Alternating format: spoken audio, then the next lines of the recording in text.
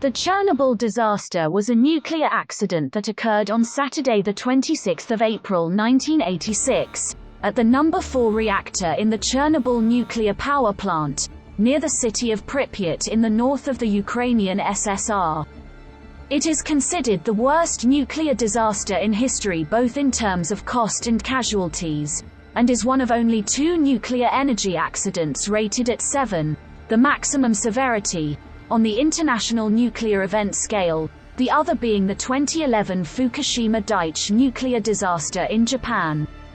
The initial emergency response, together with later decontamination of the environment, ultimately involved more than 500,000 personnel and cost an estimated 18 billion Soviet rubles, roughly 68 billion United States dollars in 2019, adjusted for inflation.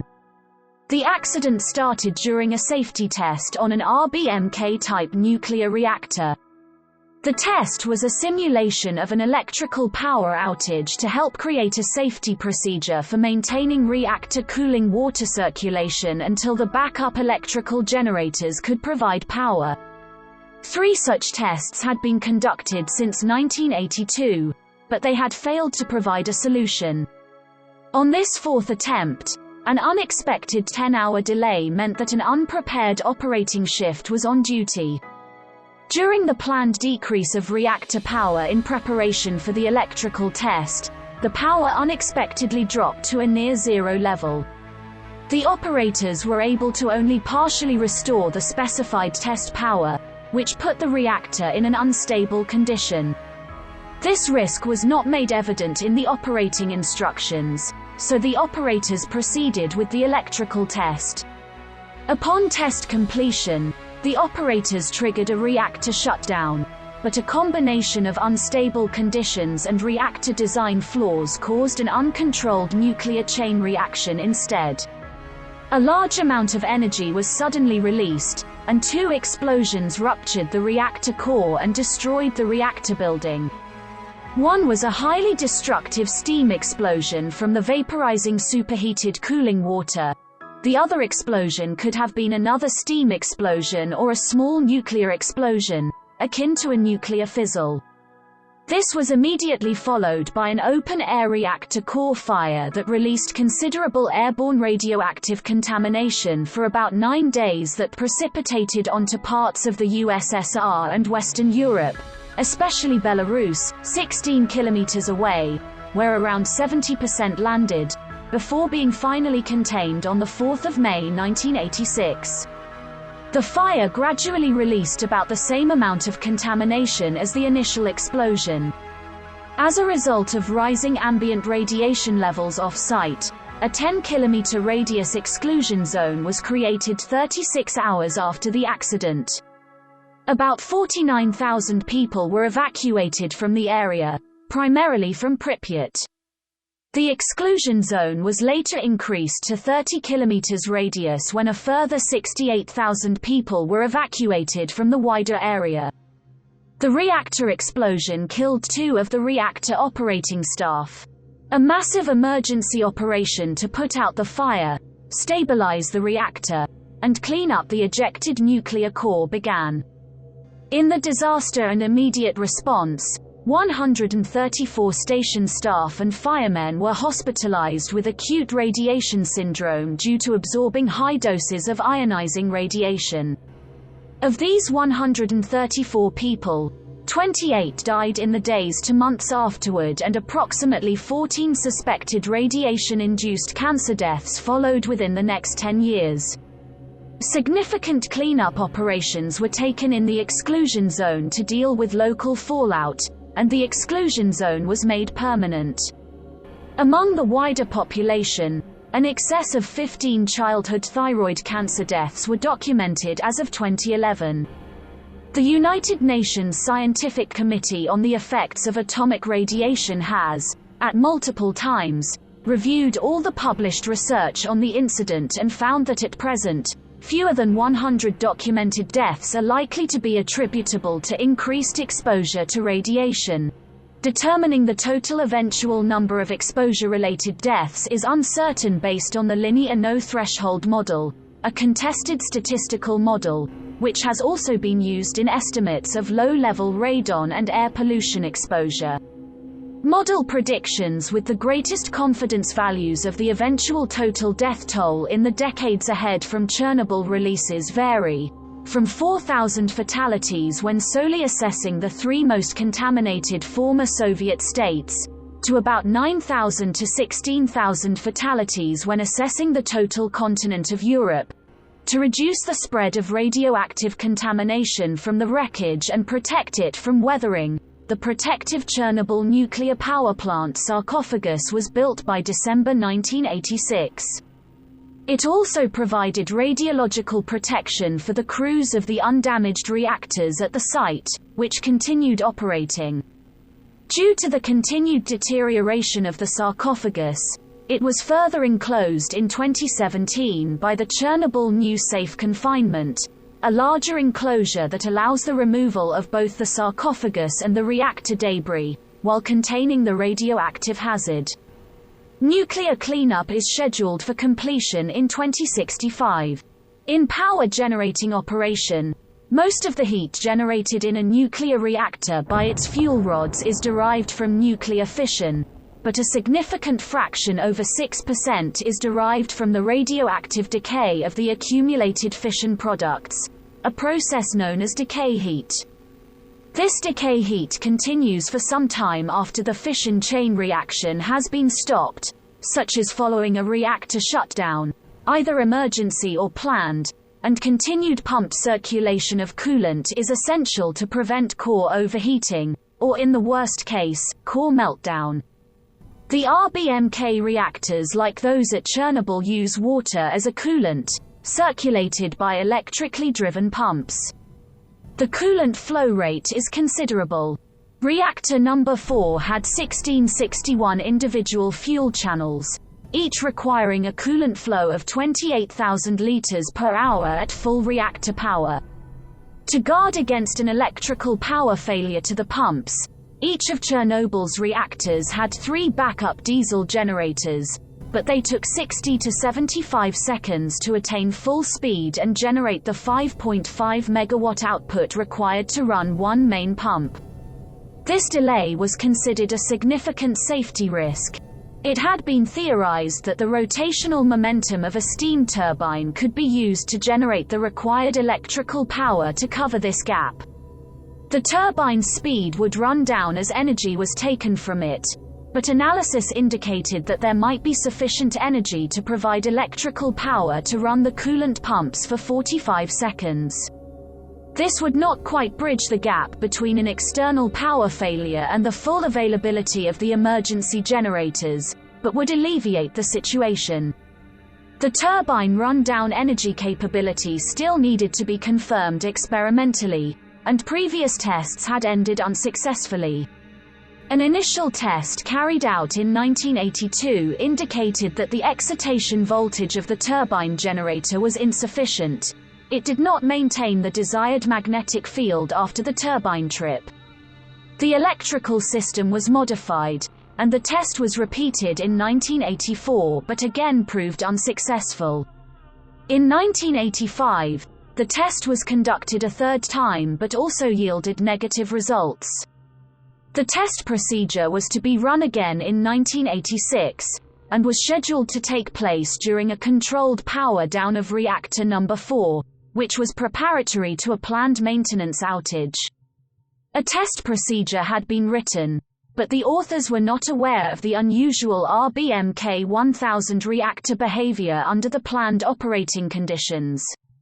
It was regarded as purely an electrical test of the generator, not a complex unit test, even though it involved critical unit systems. According to the regulations in place at the time, such a test did not require approval by either the chief design authority for the reactor, or the Soviet nuclear safety regulator. The test required disabling of some safety systems, in particular, the emergency core cooling system, a passive active system of core cooling intended to provide water to the core in a loss of coolant accident, and approval from the Chernobyl site chief engineer had been obtained according to regulations. The test was to be conducted during the day shift of the 25th of April 1986 as part of a scheduled reactor shutdown. The day shift crew had been instructed in advance on the reactor operating conditions to run the test, and in addition, a special team of electrical engineers was present to conduct the 1-minute test of the new voltage regulating system once the correct conditions had been reached. As planned, a gradual reduction in the output of the power unit began at 1:06 on the 25th of April, and the power level had reached 50% of its nominal 3,200 megawatts thermal level by the beginning of the day shift. The day shift performed many unrelated maintenance tasks, and was scheduled to perform the test at 14:15, and preparations for the test were carried out, including the disabling of the emergency core cooling system. Meanwhile, another regional power station unexpectedly went offline, and at 1400 the Kiev electrical grid controller requested that the further reduction of Chernobyl's output be postponed, as power was needed to satisfy the peak evening demand. The Chernobyl plant director agreed, and postponed the test. Soon, the day shift was replaced by the evening shift. Despite the delay, the emergency core cooling system was left disabled. It was disconnected by a manual isolating slide valve, which in practice meant that 2 or 3 people spent the whole shift manually turning sailboat helm-sized valve wheels. The system would have no influence on the events that unfolded next. Allowing the reactor to run for 11 hours outside of the test without emergency protection was indicative of a general lack of safety culture. At 23:04, the Kiev grid controller allowed the reactor shutdown to resume. This delay had some serious consequences. The day shift had long since departed. The evening shift was also preparing to leave, and the night shift would not take over until midnight, well into the job. According to plan, the test should have been finished during the day shift, and the night shift would only have had to maintain decay heat cooling systems in an otherwise shut down plant. The night shift had very limited time to prepare for and carry out the experiment. Anatoly Dyalov, deputy chief engineer of the entire Chernobyl nuclear power plant, was present to supervise and direct the experiment. As he outranked all other supervisory personnel present, his orders and instructions overrode any objections of other senior personnel present during the test and its preparation. Serving under Dyalov, Alexander Akimov was chief of the night shift, and Leonid Toptanov was the operator responsible for the reactor's operational regimen, including the movement of the control rods. Toptanov was a young engineer who had worked independently as a senior engineer for approximately 3 months. The test plan called for a gradual decrease in reactor power to a thermal level of 700 to 1000 megawatts, and an output of 720 megawatts was reached at 0:05 on the 26th of April.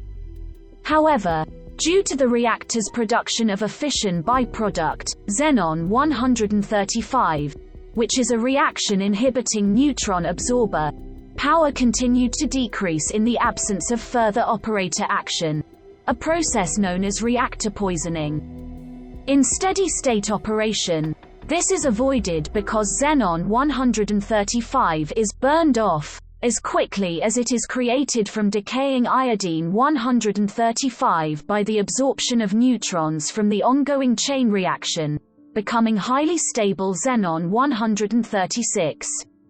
With the reactor power reduced, previously produced high quantities of iodine 135 were decaying into the neutron-absorbing xenon 135 faster than the reduced neutron flux could burn it off. When the reactor power had decreased to approximately 500 megawatts, the reactor power control was switched to a different mode in order to manually maintain the required power level. Around that moment, the power suddenly fell into an unintended near-shutdown state, with a power output of 30 megawatts thermal or less. The exact circumstances that caused the power fall are unknown because Akimov died in hospital on 10 May and Toptunov on 14 May. Early reports attributed it to Toptunov's mistake, but it has also been suggested it was due to an equipment failure. The reactor was now producing only 5% of the minimum initial power level prescribed for the test. This low reactivity inhibited the burn-off of xenon-135 within the reactor core and hindered the rise of reactor power. Control room personnel had to raise power by disconnecting most of the reactor control rods from the automatic control rod regulation system and manually extracted the majority of rods to their upper limits in order to promote reactivity and counteract the effect of the poisoning. Several minutes elapsed between their extraction and the point at which the power output began to increase and subsequently stabilized at 160 to 200 megawatts thermal. The operation of the reactor at the low power level and high poisoning level was accompanied by unstable core temperatures and coolant flow, and possibly by instability of neutron flux, which triggered alarms.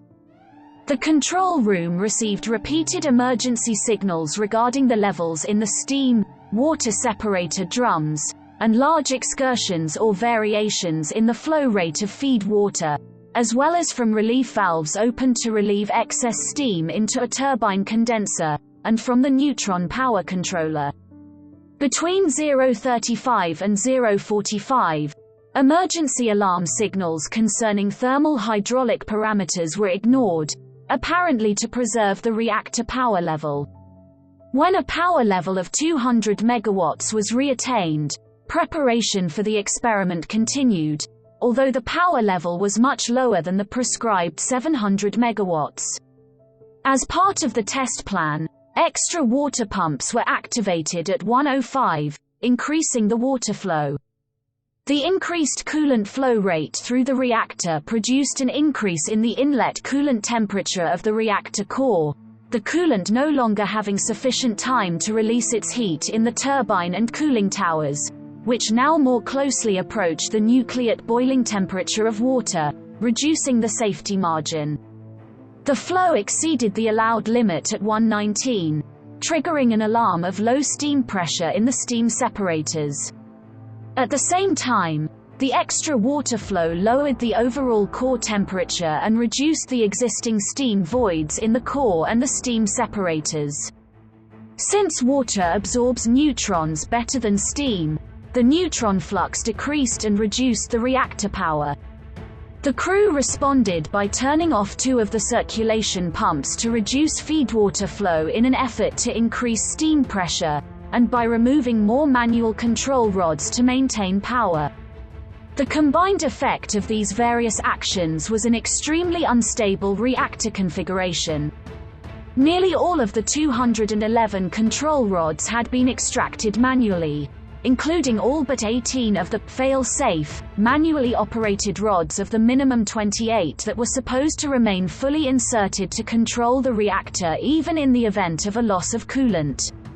While the emergency scram system that would insert all control rods to shut down the reactor could still be activated manually through the AZ5 switch, the automated system that would ordinarily do the same had been mostly disabled to maintain the power level, and many other automated and even passive safety features of the reactor had been bypassed.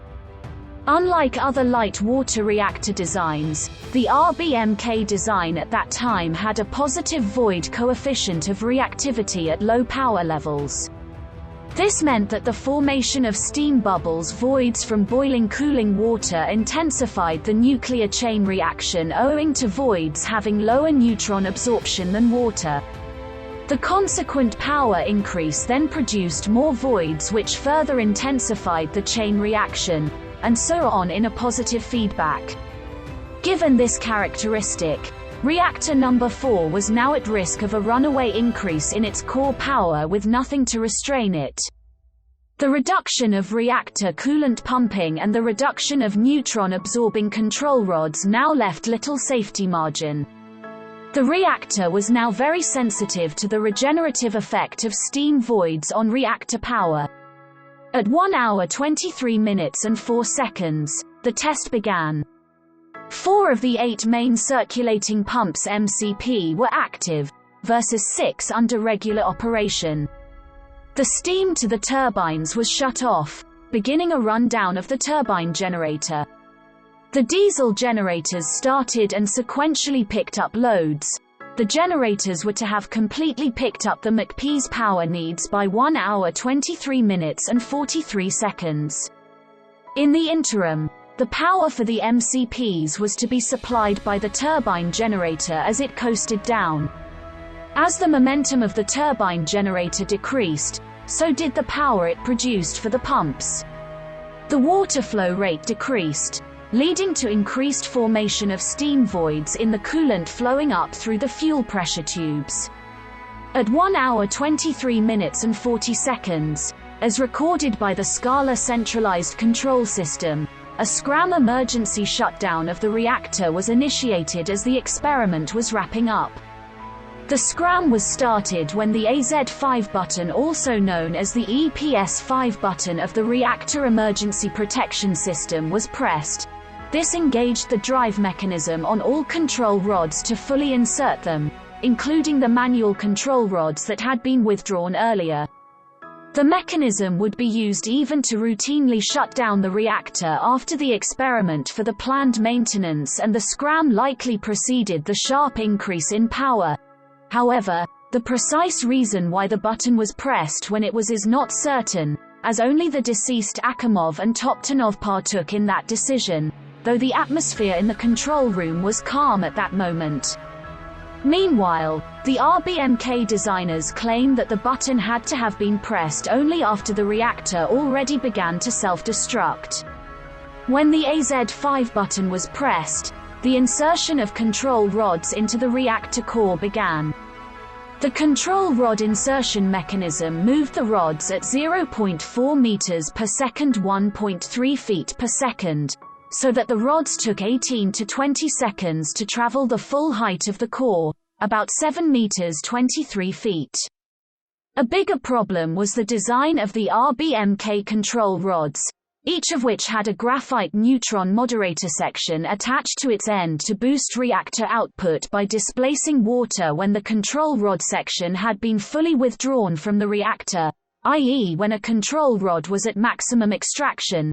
A neutron moderating graphite extension was centered in the core with 1.25 meters 4.1 feet columns of water above and below it. Consequently, injecting a control rod downward into the reactor in a scram initially displaced neutron-absorbing water in the lower portion of the reactor with neutron-moderating graphite. Thus, an emergency scram initially increased the reaction rate in the lower part of the core. This behavior had been discovered when the initial insertion of control rods in another RBMK reactor at Ignalina nuclear power plant in 1983 induced a power spike. Procedural countermeasures were not implemented in response to Ignalina. The UKAA investigative report INSAG-7 later stated, apparently, there was a widespread view that the conditions under which the positive scram effect would be important would never occur. However, they did appear in almost every detail in the course of the actions leading to the Chernobyl accident. A few seconds into the scram, a power spike did occur and the core overheated, causing some of the fuel rods to fracture, blocking the control rod columns and jamming the control rods at 1/3 insertion, with the graphite water displaces still in the lower part of the core. Within 3 seconds the reactor output rose above 530 megawatts. The subsequent course of events was not registered by instruments. It has been reconstructed through mathematical simulation. Per the simulation, the power spike would have caused an increase in fuel temperature and steam buildup, leading to a rapid increase in steam pressure. This caused the fuel cladding to fail, releasing the fuel elements into the coolant, and rupturing the channels in which these elements were located. As the scram continued, The reactor output jumped to around 30,000 megawatts thermal, 10 times its normal operational output, the indicated last reading on the power meter on the control panel. Some estimate the power spike may have gone 10 times higher than that. It was not possible to reconstruct the precise sequence of the processes that led to the destruction of the reactor and the power unit building, but a steam explosion, like the explosion of a steam boiler from excess vapor pressure, appears to have been the next event. There is a general understanding that it was explosive steam pressure from the damaged fuel channels escaping into the reactor's exterior cooling structure that caused the explosion that destroyed the reactor casing, tearing off and blasting the upper plate called the upper biological shield, to which the entire reactor assembly is fastened, through the roof of the reactor building. This is believed to be the first explosion that many heard. This explosion ruptured further fuel channels, as well as severing most of the coolant lines feeding the reactor chamber, and as a result, the remaining coolant flashed to steam and escaped the reactor core. The total water loss in combination with a high positive void coefficient further increased the reactor's thermal power. A second, more powerful explosion occurred about 2 or 3 seconds after the first. This explosion dispersed the damaged core and effectively terminated the nuclear chain reaction. This explosion also compromised more of the reactor containment vessel and ejected hot lumps of graphite moderator. The ejected graphite and the demolished channels still in the remains of the reactor vessel caught fire on exposure to air, greatly contributing to the spread of radioactive fallout and the contamination of outlying areas. According to observers outside Unit 4, burning lumps of material and sparks shot into the air above the reactor. Some of them fell onto the roof of the machine hall and started a fire. About 25% of the red-hot graphite blocks and overheated material from the fuel channels was ejected. Parts of the graphite blocks and fuel channels were out of the reactor building. As a result of the damage to the building, an airflow through the core was established by the high temperature of the core. The air ignited the hot graphite and started a graphite fire. After the larger explosion, a number of employees at the power station went outside to get a clearer view of the extent of the damage. One such survivor, Alexander Yuvchenko, recounts that once he stepped outside and looked up towards the reactor hall, he saw a very beautiful, laser-like beam of blue light caused by the ionized air glow that appeared to flood up into infinity. There were initially several hypotheses about the nature of the second explosion. One view was that the second explosion was caused by the combustion of hydrogen, which had been produced either by the overheated steam zirconium reaction or by the reaction of red-hot graphite with steam that produced hydrogen and carbon monoxide.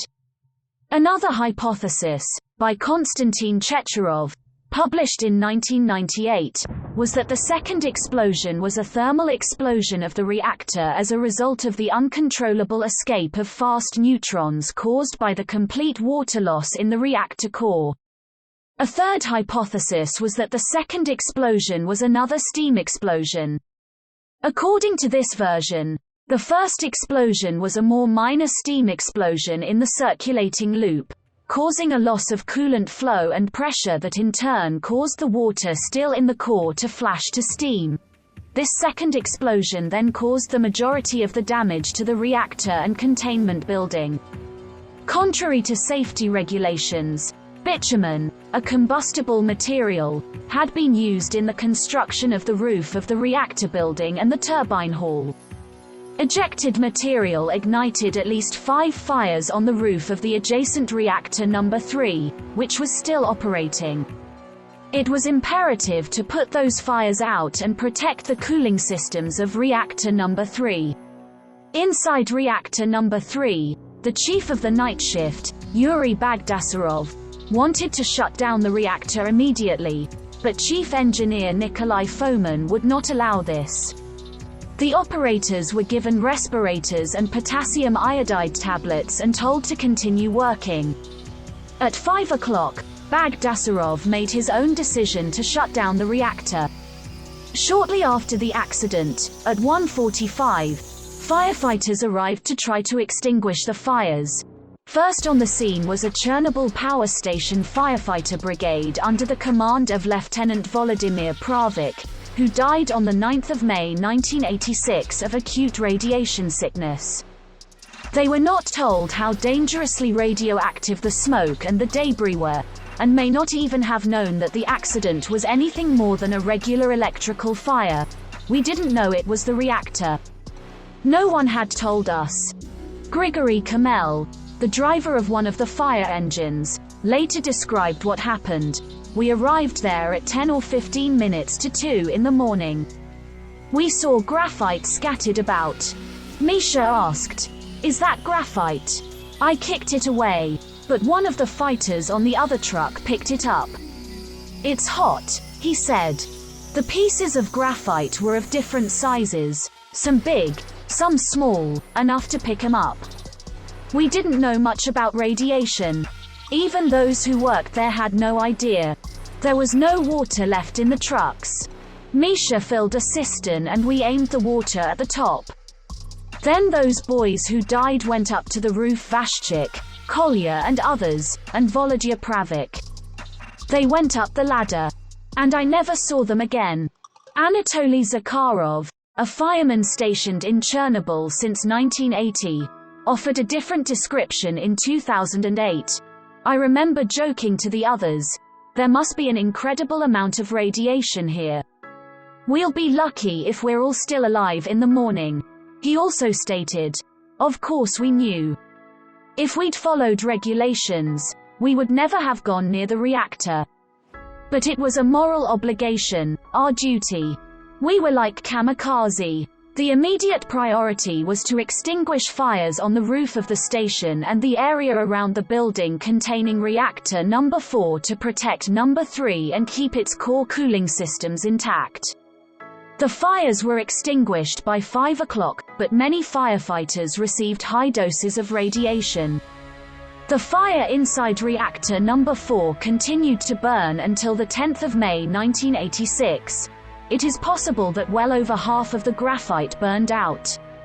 It was thought by some that the core fire was extinguished by a combined effort of helicopters dropping more than 5,000 tons, 5,500 short tons of sand, lead, clay, and neutron-absorbing boron onto the burning reactor.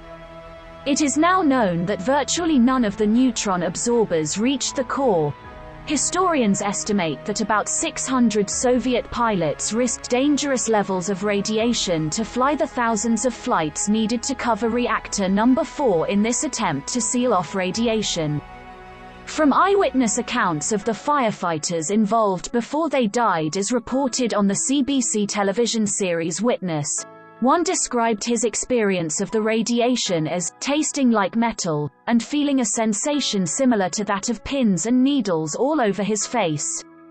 This is consistent with the description given by Louis Slotin, a Manhattan Project physicist who died days after a fatal radiation overdose from a criticality accident. The explosion and fire threw hot particles of the nuclear fuel and also far more dangerous fission products, radioactive isotopes such as cesium-137, iodine-131, strontium-90, and other radionuclides, into the air. The residents of the surrounding area observed the radioactive cloud on the night of the explosion. The ionizing radiation levels in the worst-hit areas of the reactor building have been estimated to be 5.6 roentgens per second (R.S.), equivalent to more than 20,000 roentgens per hour. A lethal dose is around 500 roentgens, approximately 5 Gray-Gy in modern radiation units over 5 hours, so in some areas, unprotected workers received fatal doses in less than a minute. However, a dosimeter capable of measuring up to 1,000 R.S. was buried in the rubble of a collapsed part of the building, and another one failed when turned on.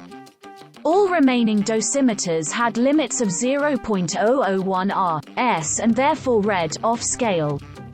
Thus, the reactor crew could ascertain only that the radiation levels were somewhere above 0.001 R, S 3.6 R, H, while the true levels were much higher in some areas. Because of the inaccurate low readings, the reactor crew chief Alexander Akimov assumed that the reactor was intact. The evidence of pieces of graphite and reactor fuel lying around the building was ignored, and the readings of another dosimeter brought in by 4:30 were dismissed under the assumption that the new dosimeter must have been defective. Akimov stayed with his crew in the reactor building until morning, sending members of his crew to try to pump water into the reactor. None of them wore any protective gear. Most, including Akimov, died from radiation exposure within 3 weeks. The nearby city of Pripyat was not immediately evacuated. The townspeople, in the early hours of the morning, at 1:23 local time, went about their usual business, completely oblivious to what had just happened. However, within a few hours of the explosion, dozens of people fell ill. Later, they reported severe headaches and metallic tastes in their mouths, along with uncontrollable fits of coughing and vomiting. As the plant was run by authorities in Moscow, the government of Ukraine did not receive prompt information on the accident. Valentina Shevchenko, then chairwoman of the Presidium of Verkhovna Rada of the Ukrainian SSR, recalls that Ukraine's acting Minister of Internal Affairs Vasyl Durdynets phoned her at work at 9 o'clock to report current affairs. Only at the end of the conversation did he add that there had been a fire at the Chernobyl nuclear power plant, but it was extinguished and everything was fine.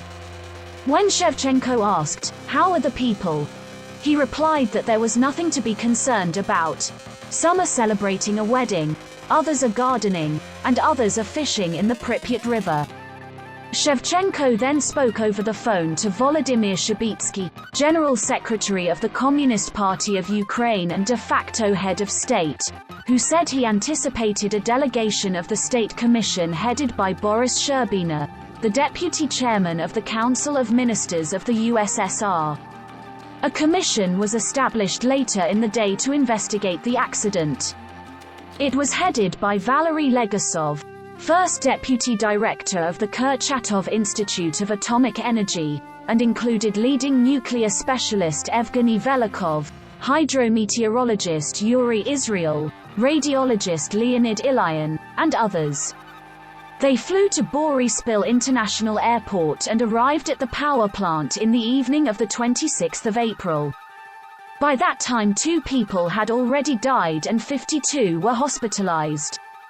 The delegation soon had ample evidence that the reactor was destroyed and extremely high levels of radiation had caused a number of cases of radiation exposure. In the early daylight hours of the 27th of April, approximately 36 hours after the initial blast, they ordered the evacuation of Pripyat. Initially it was decided to evacuate the population for 3 days. Later this was made permanent. To expedite the evacuation, residents were told to bring only what was necessary, and that they would remain evacuated for approximately 3 days. As a result, most personal belongings were left behind, and remain there today. By 1500, 53,000 people were evacuated to various villages of the Kiev region. The next day, talks began for evacuating people from the 10-kilometer zone. 10 days after the accident, the evacuation area was expanded to 30 kilometers. The Chernobyl nuclear power plant exclusion zone has remained ever since, although its shape has changed and its size has been expanded. The surveying and detection of isolated fallout hotspots outside this zone over the following year eventually resulted in 135,000 long-term evacuees in total agreeing to be moved. The years between 1986 and 2000 saw the near tripling in the total number of permanently resettled persons from the most severely contaminated areas to approximately 350,000. Evacuation began 1.5 days before the accident was publicly acknowledged by the Soviet Union. In the morning of the 28th of April, radiation levels set off alarms at the Forsmark nuclear power plant in Sweden, over 1,000 kilometers from the Chernobyl plant. Workers at Forsmark reported the case to the Swedish Radiation Safety Authority, which determined that the radiation had originated elsewhere. That day, the Swedish government contacted the Soviet government to inquire about whether there had been a nuclear accident in the Soviet Union. The Soviets initially denied it, and it was only after the Swedish government suggested they were about to file an official alert with the International Atomic Energy Agency that the Soviet government admitted that an accident had taken place at Chernobyl. At first, the Soviets only conceded that a minor accident had occurred, but once they began evacuating more than 100,000 people, the full scale of the situation was realized by the global community. At 21:02 the evening of the 28th of April, a 20-second announcement was read in the TV news program Vremya. There has been an accident at the Chernobyl nuclear power plant.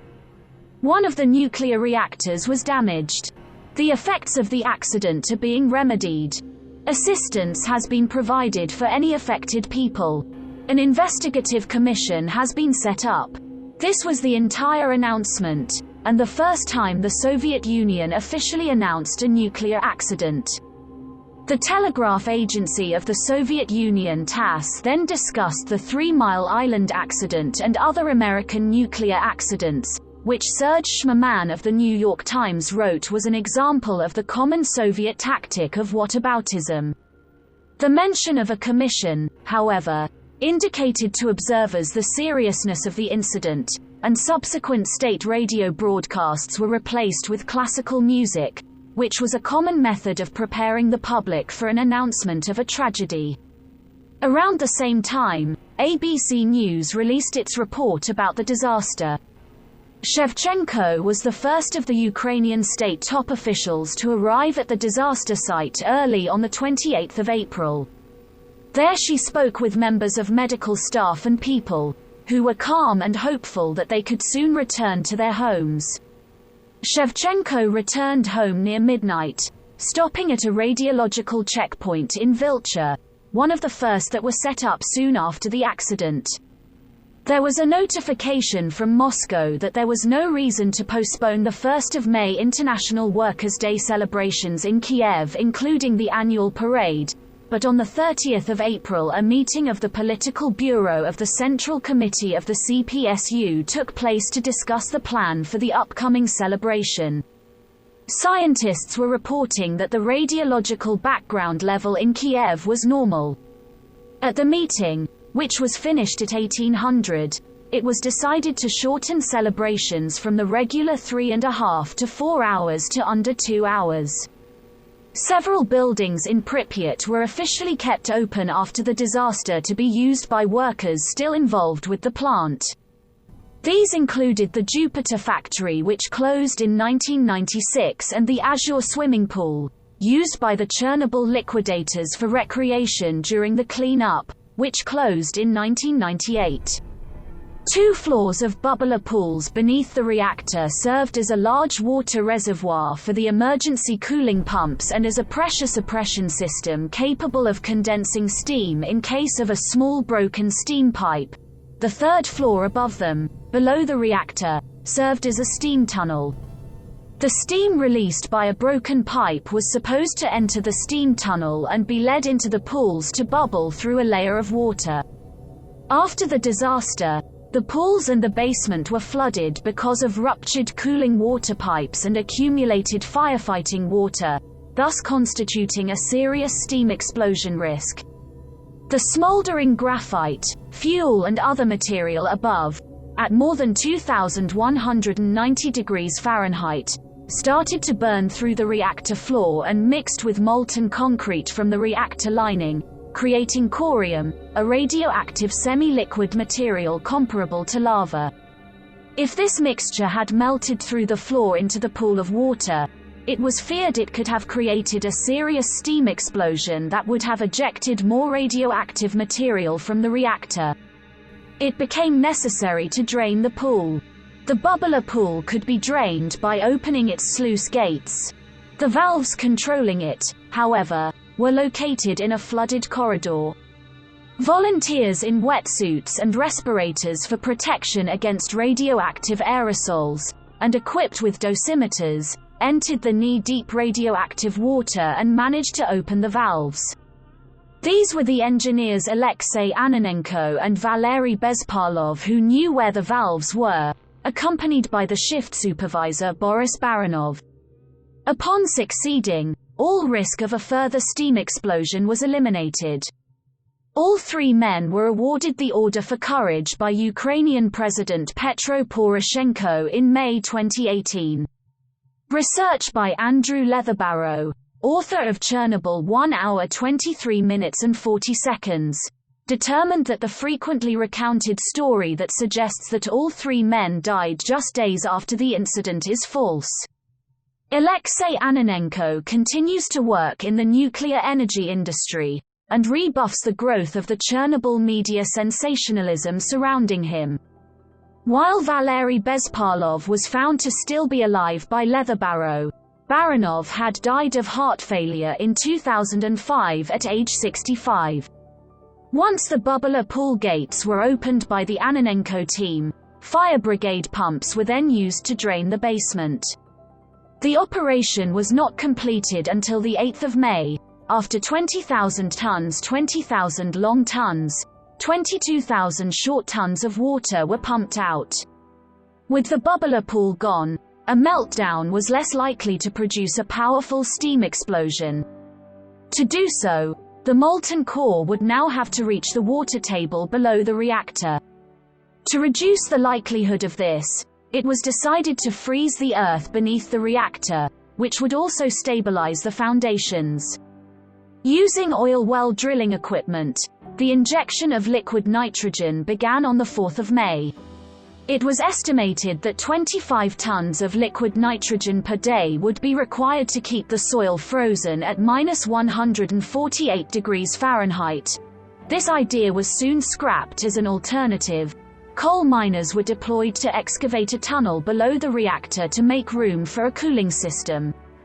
The final makeshift design for the cooling system was to incorporate a coiled formation of pipes cooled with water and covered on top with a thin thermally conductive graphite layer. The graphite layer as a natural refractory material would rapidly cool the suspected molten uranium oxide without burn through. This graphite cooling plate layer was to be encapsulated between two concrete layers, each 1 meter thick for stabilization. This system was designed by Leonid Bolshov, the director of the Institute for Nuclear Safety and Development formed in 1988. Bolshov's graphite concrete sandwich would be similar in concept to later core catches that are now part of many nuclear reactor designs. Bolshov's graphite cooling plates, alongside the prior nitrogen injection proposal, were not used following the drop in aerial temperatures and indicative reports that the fuel melt had stopped. It was later determined that the fuel had passed through 3 stories before coming to rest in one of a number of basement rooms. The precautionary underground channel with its active cooling was therefore deemed redundant, as the fuel was self-cooling. The excavation was then simply filled with concrete to strengthen the foundation below the reactor. In the months after the explosion, attention turned to removing the radioactive debris from the roof. While the worst of the radioactive debris had remained inside what was left of the reactor, it was estimated that there was approximately 100 tons of debris on that roof which had to be removed to enable the safe construction of the sarcophagus, a concrete structure that would entomb the reactor and reduce radioactive dust being released into the atmosphere. The initial plan was to use robots to clear the debris off the roof. The Soviets used approximately 60 remote-controlled robots, most of them built in the Soviet Union itself. Many failed due to the effect of high levels of radiation on their electronic controls. In 1987, Valery Legasov, first deputy director of the Kurchatov Institute of Atomic Energy in Moscow, said, we learned that robots are not the great remedy for everything. Where there was very high radiation, the robot ceased to be a robot. The electronics quit working. Consequently, the most highly radioactive materials were shoveled by Chernobyl liquidators from the military wearing heavy protective gear dubbed bio-robots by the military. These soldiers could only spend a maximum of 40 to 90 seconds working on the rooftops of the surrounding buildings because of the extremely high doses of radiation given off by the blocks of graphite and other debris. Though the soldiers were only supposed to perform the role of the bio-robot a maximum of once, some soldiers reported having done this task 5 or 6 times. Only 10% of the debris cleared from the roof was performed by robots. The other 90% removed by approximately 5,000 men who absorbed, on average, an estimated dose of 25 rem 250 millisieverts of radiation each. With the extinguishing of the open-air reactor fire, the next step was to prevent the spread of contamination. This could be due to wind action which could carry away loose contamination, and by birds which could land within the wreckage and then carry contamination elsewhere. In addition, rainwater could wash contamination away from the reactor area and into the subsurface water table, where it could migrate outside the site area. Rainwater falling on the wreckage could also weaken the remaining reactor structure by accelerating corrosion of steelwork. A further challenge was to reduce the large amount of emitted gamma radiation, which was a hazard to the workforce operating the adjacent reactor number 3. The solution chosen was to enclose the wrecked reactor by the construction of a huge composite steel and concrete shelter, which became known as the sarcophagus. It had to be erected quickly and within the constraints of high levels of ambient gamma radiation. The design started on the 20th of May 1986, 24 days after the disaster, and construction was from June to late November. This major construction project was carried out under the very difficult circumstances of high levels of radiation both from the core remnants and the deposited radioactive contamination around it. The construction workers had to be protected from radiation, and techniques such as crane drivers working from lead-lined control cabins were employed. The construction work included erecting walls around the perimeter, clearing and surface concreting the surrounding ground to remove sources of radiation and to allow access for large construction machinery, constructing a thick radiation shielding wall to protect the workers in reactor number 3, fabricating a high-rise buttress to strengthen weak parts of the old structure, constructing an overall roof, and provisioning a ventilation extract system to capture any airborne contamination arising within the shelter. During the construction of the sarcophagus, a scientific team, as part of an investigation dubbed Complex Expedition, re-entered the reactor to locate and contain nuclear fuel to prevent another explosion. These scientists manually collected cold fuel rods, but great heat was still emanating from the core. Rates of radiation in different parts of the building were monitored by drilling holes into the reactor and inserting long metal detector tubes. The scientists were exposed to high levels of radiation and radioactive dust. In December 1986, after 6 months of investigation, the team discovered with the help of a remote camera that an intensely radioactive mass more than 2 meters wide had formed in the basement of Unit 4. The mass was called the elephant's foot for its wrinkled appearance. It was composed of melted sand, concrete, and a large amount of nuclear fuel that had escaped from the reactor.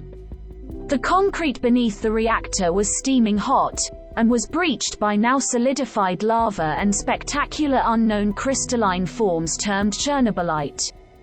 It was concluded that there was no further risk of explosion. The official contaminated zones saw a massive cleanup effort lasting 7 months. The official reason for such early and dangerous decontamination efforts, rather than allowing time for natural decay, was that the land must be repopulated and brought back into cultivation. Indeed, within 15 months 75% of the land was under cultivation, even though only a third of the evacuated villages were resettled. Defense forces must have done much of the work. Yet this land was of marginal agricultural value. According to historian David Marples, the administration had a psychological purpose for the clean-up. They wished to forestall panic regarding nuclear energy, and even to restart the Chernobyl power station.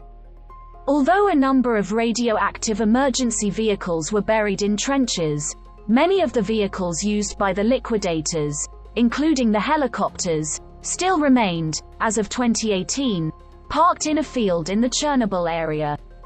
Scavengers have since removed many functioning, but highly radioactive, parts. Liquidators worked under deplorable conditions, poorly informed and with poor protection. Many, if not most of them, exceeded radiation safety limits.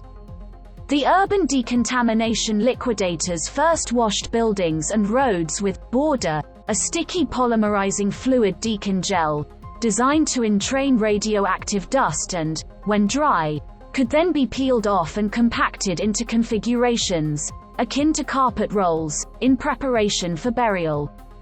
A unique cleanup medal was given to the cleanup workers, known as liquidators.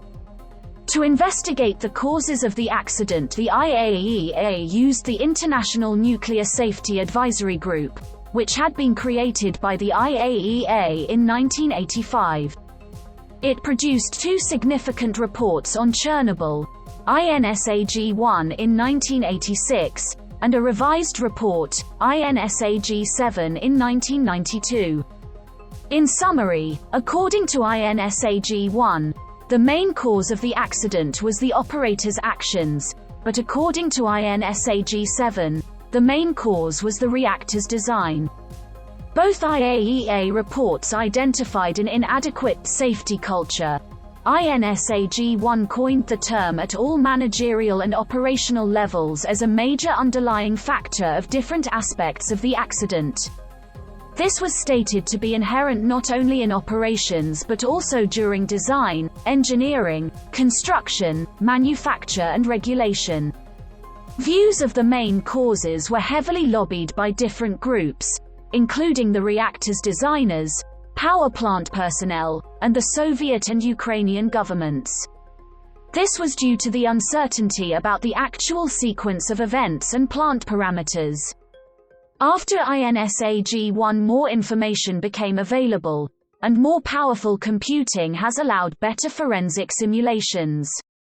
The INSAG-7 conclusion of major factors contributory to the accident was, the accident is now seen to have been the result of concurrence of the following major factors: specific physical characteristics of the reactor, specific design features of the reactor control elements, and the fact that the reactor was brought to a state not specified by procedures or investigated by an independent safety body. Most importantly, the physical characteristics of the reactor made possible its unstable behavior. The first Soviet official explanation of the accident was by means of presentations from leading Soviet scientists and engineers to a large number of representatives from IAEA member states and other international organizations at the first post-accident review meeting, held at the IAEA in Vienna between 25 and 29 August 1986. This explanation effectively placed the blame on the power plant operators. The IAEA INSAG-1 report followed shortly afterwards in September 1986, and on the whole also supported this view, based also on the information provided in discussions with the Soviet experts at the Vienna review meeting. In this view, the catastrophic accident was caused by gross violations of operating rules and regulations. For instance, during preparation and testing of the turbine generator under rundown conditions using the auxiliary load, personnel disconnected a series of technical protection systems and breached the most important operational safety provisions for conducting a technical exercise. It was stated that at the time of the accident the reactor was being operated with many key safety systems turned off, most notably the emergency core cooling system, LA local automatic control system, and AZ emergency power reduction system. Personnel had an insufficient understanding of technical procedures involved with the nuclear reactor, and knowingly ignored regulations to expedite the electrical test completion. Several procedural irregularities also helped to make the accident possible, one of which was insufficient communication between the safety officers and the operators in charge of the test. The main process computer, SCALA, was running in such a way that the main control computer could not shut down the reactor or even reduce power. Normally, the computer would have started to insert all of the control rods. The computer would have also started the emergency core protection system, that introduces 24 control rods into the active zone within 2.5 seconds, which is still slow by 1986 standards. All control was transferred from the process computer to the human operators. It was held that the designers of the reactor considered this combination of events to be impossible and therefore did not allow for the creation of emergency protection systems capable of preventing the combination of events that led to the crisis, namely the intentional disabling of emergency protection equipment plus the violation of operating procedures. Thus, the primary cause of the accident was the extremely improbable combination of rule infringement plus the operational routine allowed by the power station staff. On the disconnection of safety systems, Valery Legasov said in 1987, "It was like airplane pilots experimenting with the engines in flight." In this analysis, the operators were blamed, but deficiencies in the reactor design and in the operating regulations that made the accident possible were set aside and mentioned only casually. This view was reflected in numerous publications and artistic works on the theme of the Chernobyl accident that appeared immediately after the accident, and for a long time remained dominant in the public consciousness and in popular publications. The trial took place from 7 to 30 July 1987 in a temporary courtroom set up in the House of Culture in the city of Chernobyl, Ukraine. 5 plant employees, the former deputy chief engineer Anatoly S. Dyalov, the former plant director Viktor P. Brukhanov, the former chief engineer Nikolai M. Fomin, the shift director of Reactor 4, Boris V. Rogozin, and the chief of Reactor 4, Alexander P.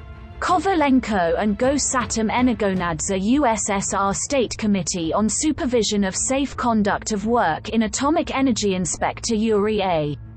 Laushkin were sentenced to 10, 5, 3 and 2 years respectively in labor camps.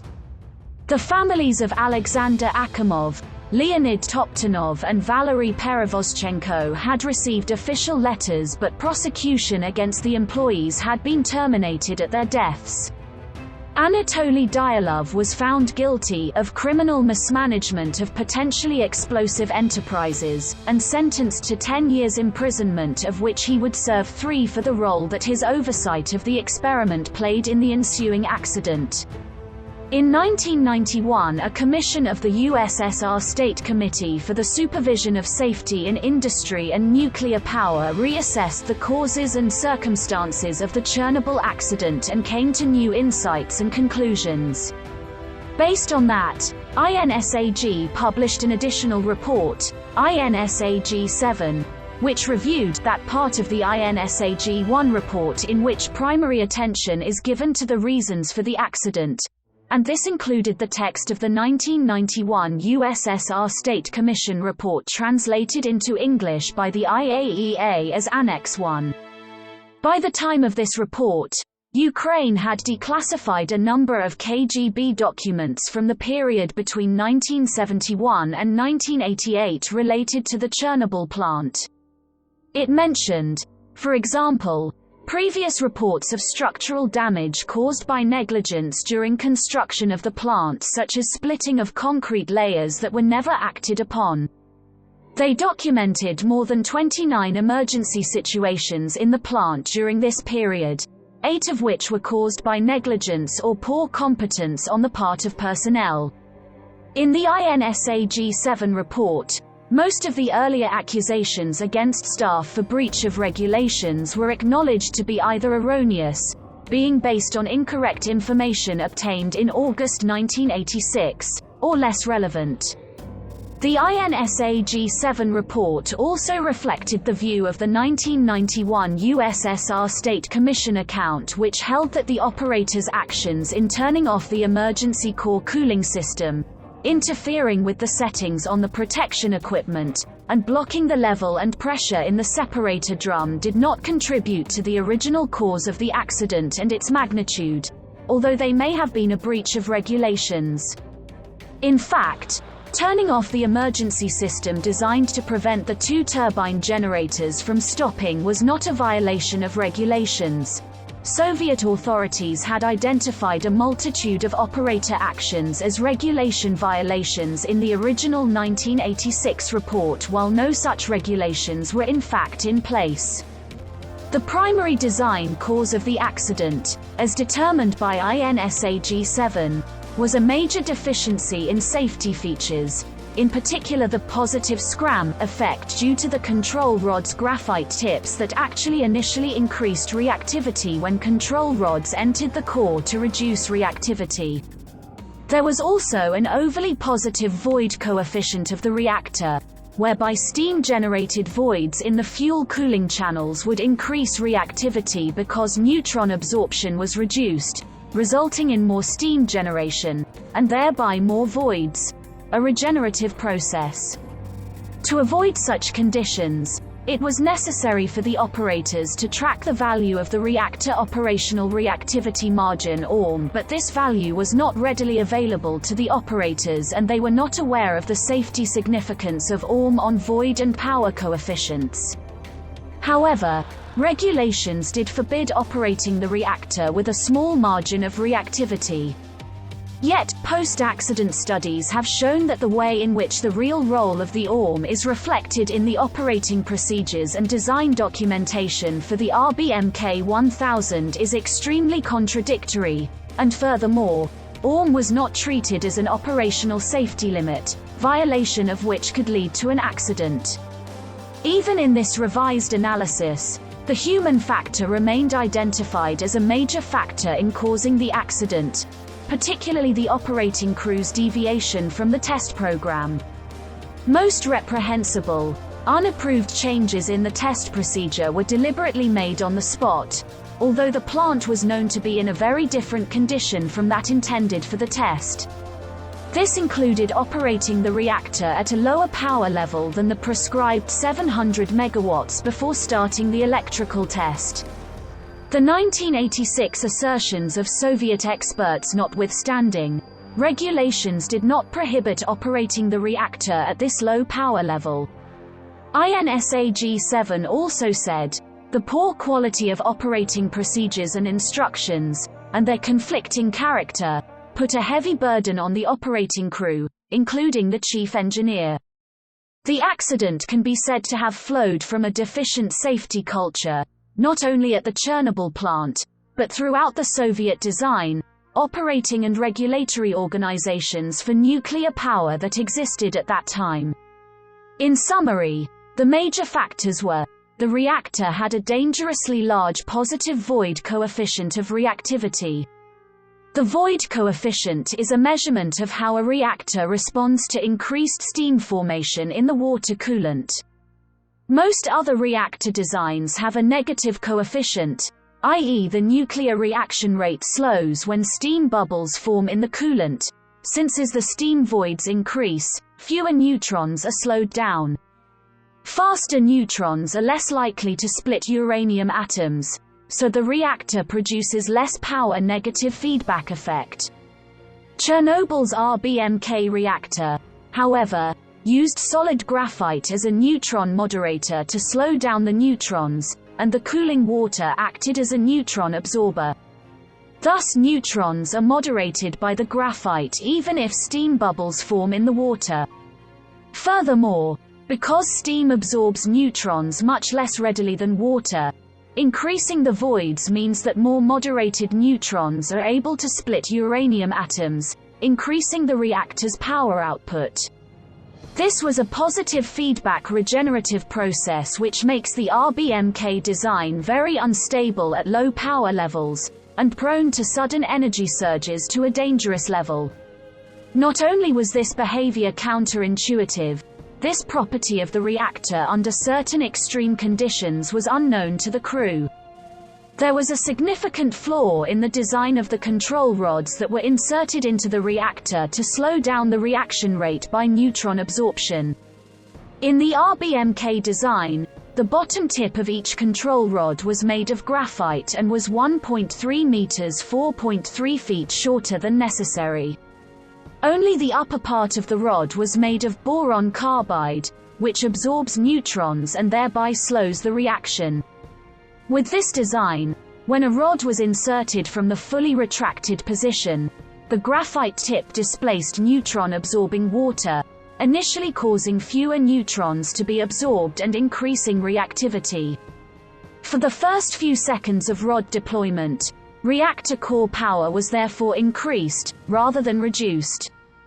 This feature of control rod operation was counterintuitive and not known to the reactor operators. Other deficiencies were noted in the RBMK 1000 reactor design, as were its non-compliance with accepted standards and with the requirements of nuclear reactor safety. While INSAG-1 and INSAG-7 reports both identified operator error as an issue of concern, the INSAG-7 identified that there were numerous other issues that were contributing factors that led to the incident. The force of the second explosion and the ratio of xenon radioisotopes released after the accident led Yuri V. Dubasov in 2009 to theorize that the second explosion could have been an extremely fast nuclear power transient resulting from core material melting in the absence of its water coolant and moderator. Dubasov argued that there was no delayed supercritical increase in power but a runaway prompt criticality which would have developed much faster. He felt the physics of this would be more similar to the explosion of a fizzled nuclear weapon, and it produced the second explosion. His evidence came from Cherepovets, Vologda Oblast, Russia, 1,000 kilometers northeast of Chernobyl, where physicists from the V.G. Klopen Radium Institute measured anomalous high levels of xenon-13, a short half-life isotope, 4 days after the explosion. This meant that a nuclear event in the reactor may have ejected xenon to higher altitudes in the atmosphere than the later fire did, allowing widespread movement of xenon to remote locations. This was an alternative to the more accepted explanation of a positive feedback power excursion where the reactor disassembled itself by steam explosion. The more energetic second explosion, which produced the majority of the damage, was estimated by Dubasov in 2009 as equivalent to 40 billion joules of energy, the equivalent of about 10 tons of TNT. Both his 2009 and 2017 analyses argue that the nuclear fizzle event, whether producing the second or first explosion, consisted of a prompt chain reaction that was limited to a small portion of the reactor core, since self-disassembly occurs rapidly in fizzle events. Dubasov's nuclear fizzle hypothesis was examined in 2017 by physicist Lars-Erik de Geer, who put the hypothesized fizzle event as the more probable cause of the first explosion. De Geer commented, "We believe that thermal neutron-mediated nuclear explosions at the bottom of a number of fuel channels in the reactor caused a jet of debris to shoot upwards through the refueling tubes. This jet then rammed the tube's 350 kg plugs, continued through the roof and traveled into the atmosphere to altitudes of 2.5 to 3 kilometers where the weather conditions provided a route to Cherepovets. The steam explosion which ruptured the reactor vessel occurred some 2.7 seconds later. Although it is difficult to compare releases between the Chernobyl accident and a deliberate air-burst nuclear detonation, it has still been estimated that about 400 times more radioactive material was released from Chernobyl than by the atomic bombing of Hiroshima and Nagasaki together. However, the Chernobyl accident only released about 100th to 1,000th of the total amount of radioactivity released during nuclear weapons testing at the height of the Cold War, the wide estimate being due to the different abundances of isotopes released.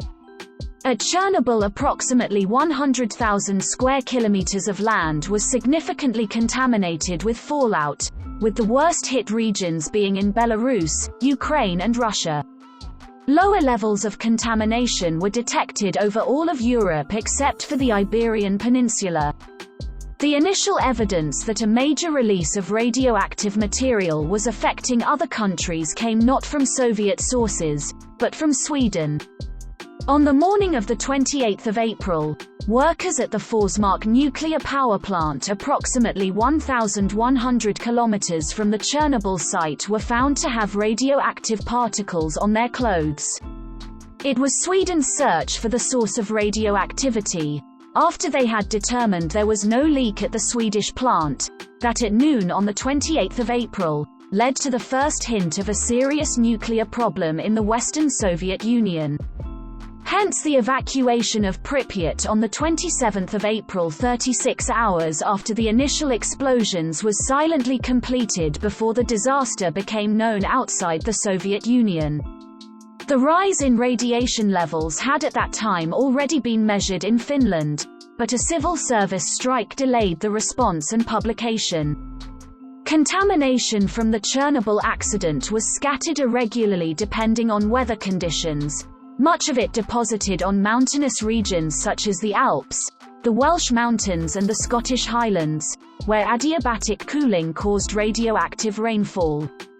The resulting patches of contamination were often highly localized, and localized water flows contributed to large variations in radioactivity over small areas. Sweden and Norway also received heavy fallout when the contaminated air collided with a cold front, bringing rain. There was also groundwater contamination.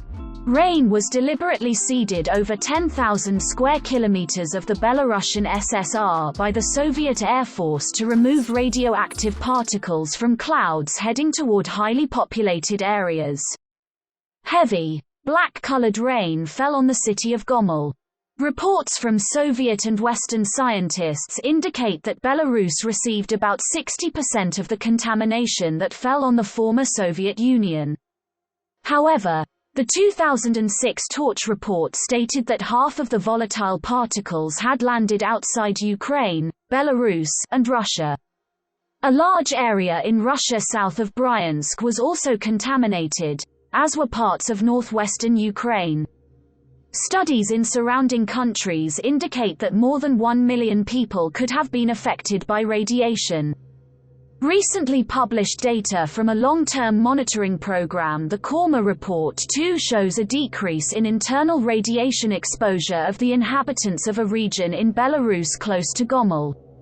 Resettlement may even be possible in prohibited areas provided that people comply with appropriate dietary rules. In Western Europe, precautionary measures taken in response to the radiation included banning the importation of certain foods. In France, officials stated that the Chernobyl accident had no adverse effects. The Chernobyl release was characterized by the physical and chemical properties of the radioisotopes in the core. Particularly dangerous were the highly radioactive fission products, those with high nuclear decay rates that accumulate in the food chain, such as some of the isotopes of iodine, cesium and strontium. Iodine-131 was and cesium-137 remains the two most responsible for the radiation exposure received by the general population. Detailed reports on the release of radioisotopes from the site were published in 1989 and 1995, with the latter report updated in 2002. At different times after the accident, Different isotopes were responsible for the majority of the external dose. The remaining quantity of any radioisotope, and therefore the activity of that isotope, after 7 decay half-lives have passed, is less than 1% of its initial magnitude, and it continues to reduce beyond 0.78% after 7 half-lives to 0.10% remaining after 10 half-lives have passed, and so on. Some radionuclides have decay products that are likewise radioactive, which is not accounted for here. The release of radioisotopes from the nuclear fuel was largely controlled by their boiling points, and the majority of the radioactivity present in the core was retained in the reactor. All of the noble gases, including krypton and xenon, contained within the reactor were released immediately into the atmosphere by the first steam explosion. The atmospheric release of xenon-133, with a half-life of 5 days, is estimated at 5,200 pbq. 50 to 60% of all core radioiodine in the reactor, about 1760 pbq 1760 times 1015 becquerels, or about 0.4 kilograms 0.88 pounds, was released, as a mixture of sublimed vapor, solid particles, and organic iodine compounds. Iodine-131 has a half-life of 8 days. 20 to 40% of all core cesium-137 was released, 85 pbq in all. Cesium was released in aerosol form. Cesium-137, along with isotopes of strontium, are the 2 primary elements preventing the Chernobyl exclusion zone being re-inhabited. 5 times 1016 becquerels equals 24 kilograms of cesium-137. Cesium-137 has a half-life of 30 years. Tellurium-132, half-life 78 hours, an estimated 1150 pbq was released. An early estimate for total nuclear fuel material released to the environment was 3 plus or minus 1.5%. This was later revised to 3.5 plus or minus 0.5%. This corresponds to the atmospheric emission of 6 tons 5.9 long tons, 6.6 short tons of fragmented fuel.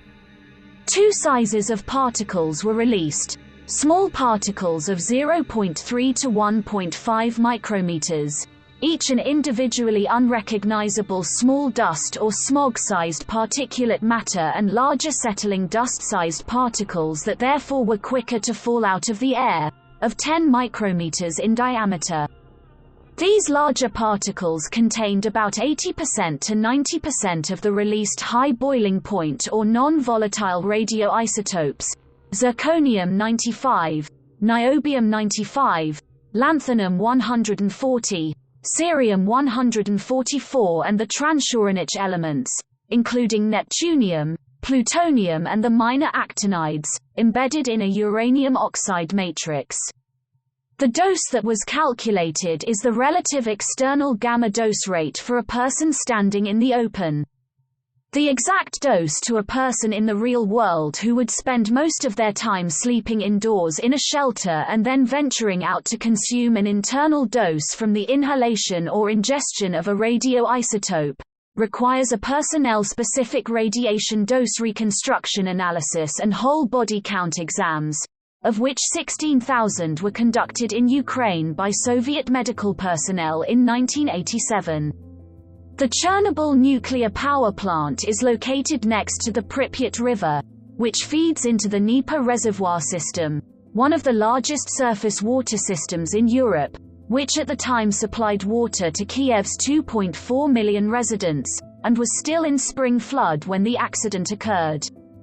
The radioactive contamination of aquatic systems therefore became a major problem in the immediate aftermath of the accident.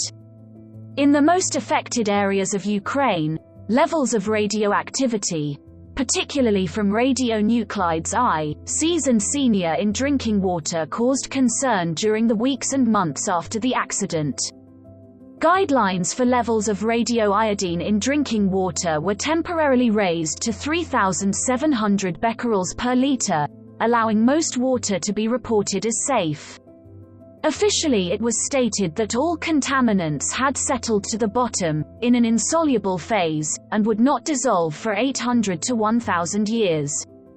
A year after the accident, it was announced that even the water of the Chernobyl plant's cooling pond was within acceptable norms. Despite this, 2 months after the disaster, the Kiev water supply was switched from the Dnieper to the Desna River. Meanwhile, massive silt traps were constructed, along with an enormous 30 meters (98 feet) deep underground barrier to prevent groundwater from the destroyed reactor entering the Pripyat River.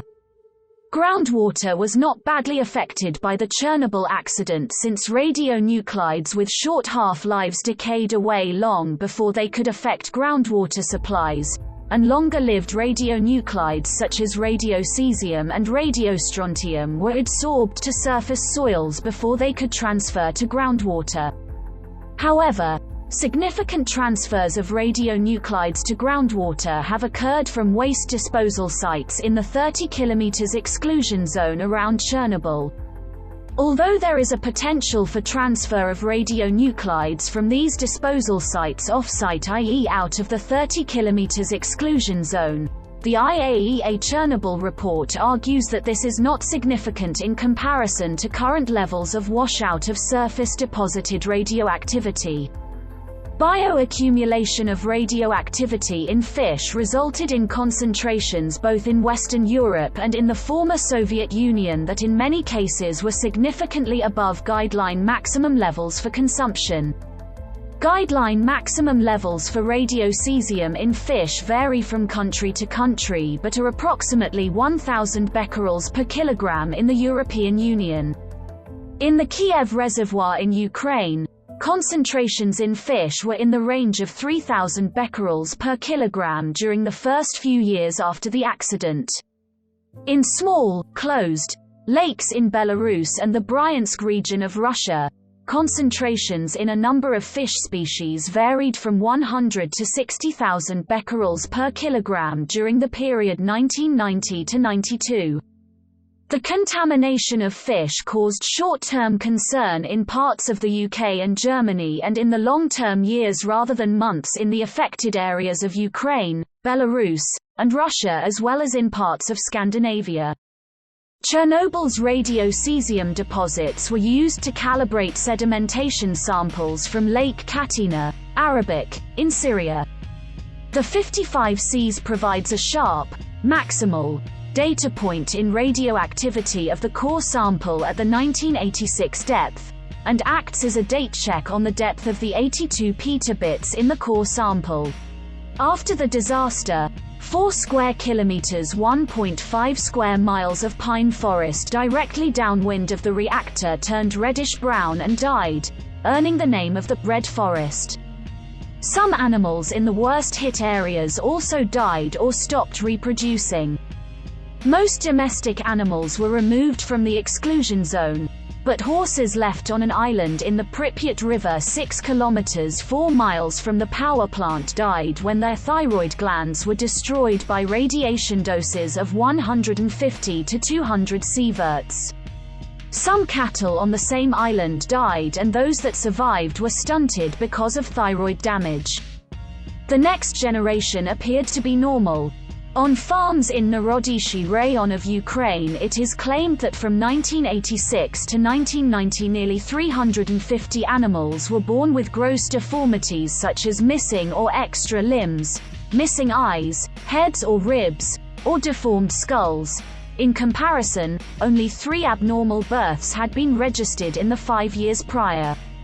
With radiocesium binding less with humic acid, peaty soils than the known binding, fixation, that occurs on kaolinite-rich clay soils, many marshy areas of Ukraine had the highest soil-to-dairy milk transfer coefficients of soil activity in approximately 200 kilobecquerels per square meter to dairy milk activity in becquerel per liter that had ever been reported, with the transfer from initial land activity into milk activity ranging from 0.3-2 to 20-2 times that which was on the soil, a variance depending on the natural acidity conditioning of the pasture. In 1987, Soviet medical teams conducted some 16,000 whole-body count examinations on inhabitants in otherwise comparatively lightly contaminated regions with good prospects for recovery. This was to determine the effect of banning local food and using only food imports on the internal body burden of radionuclides in inhabitants. Concurrent agricultural countermeasures were used when cultivation did occur, to further reduce the soil-to-human transfer as much as possible. The expected highest body activity was in the first few years, where the unabated ingestion of local food, primarily milk consumption, resulted in the transfer of activity from soil to body.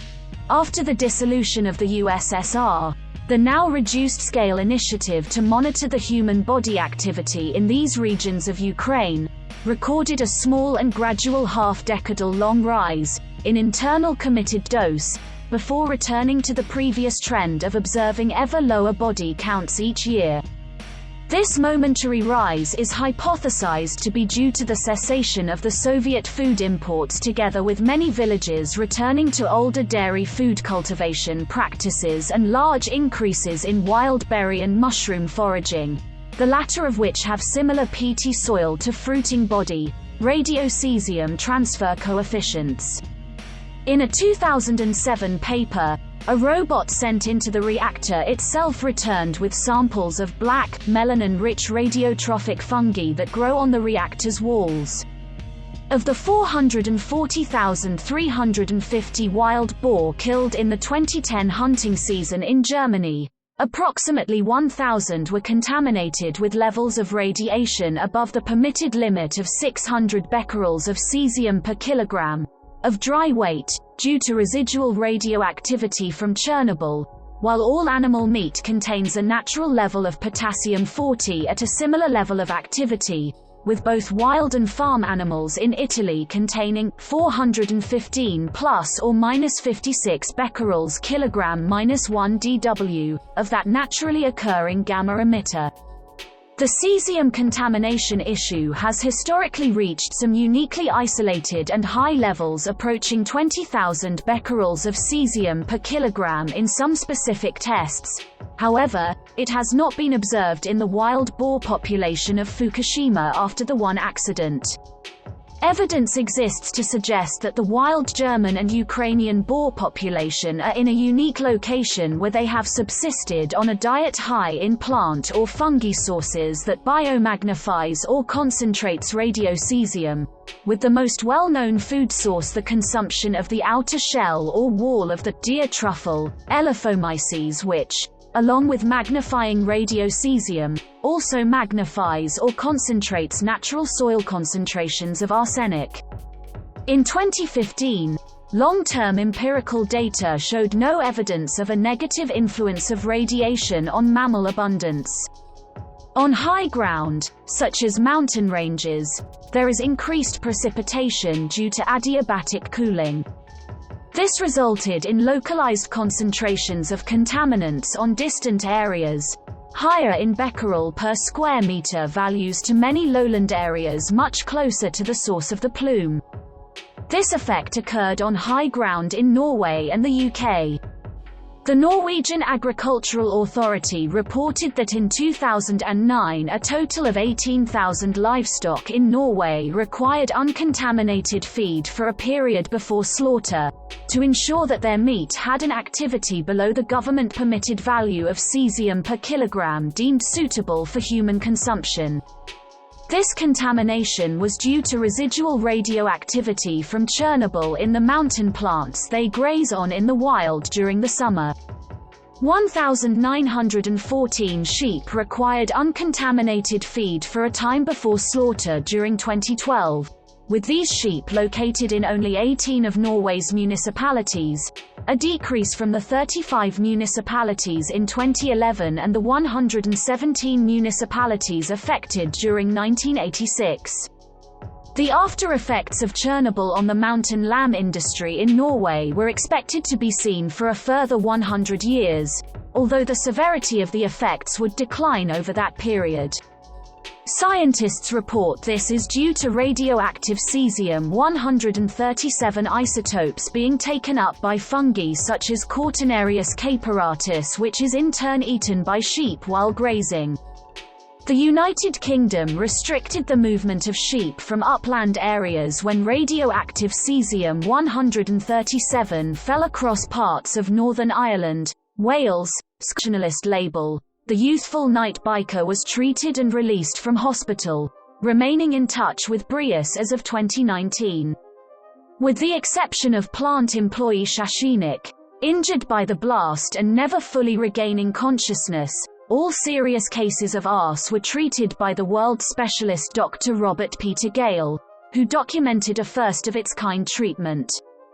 In 2019, Gale would write a letter to correct the popularized, though egregious, portrayal of his patients as dangerous to visitors.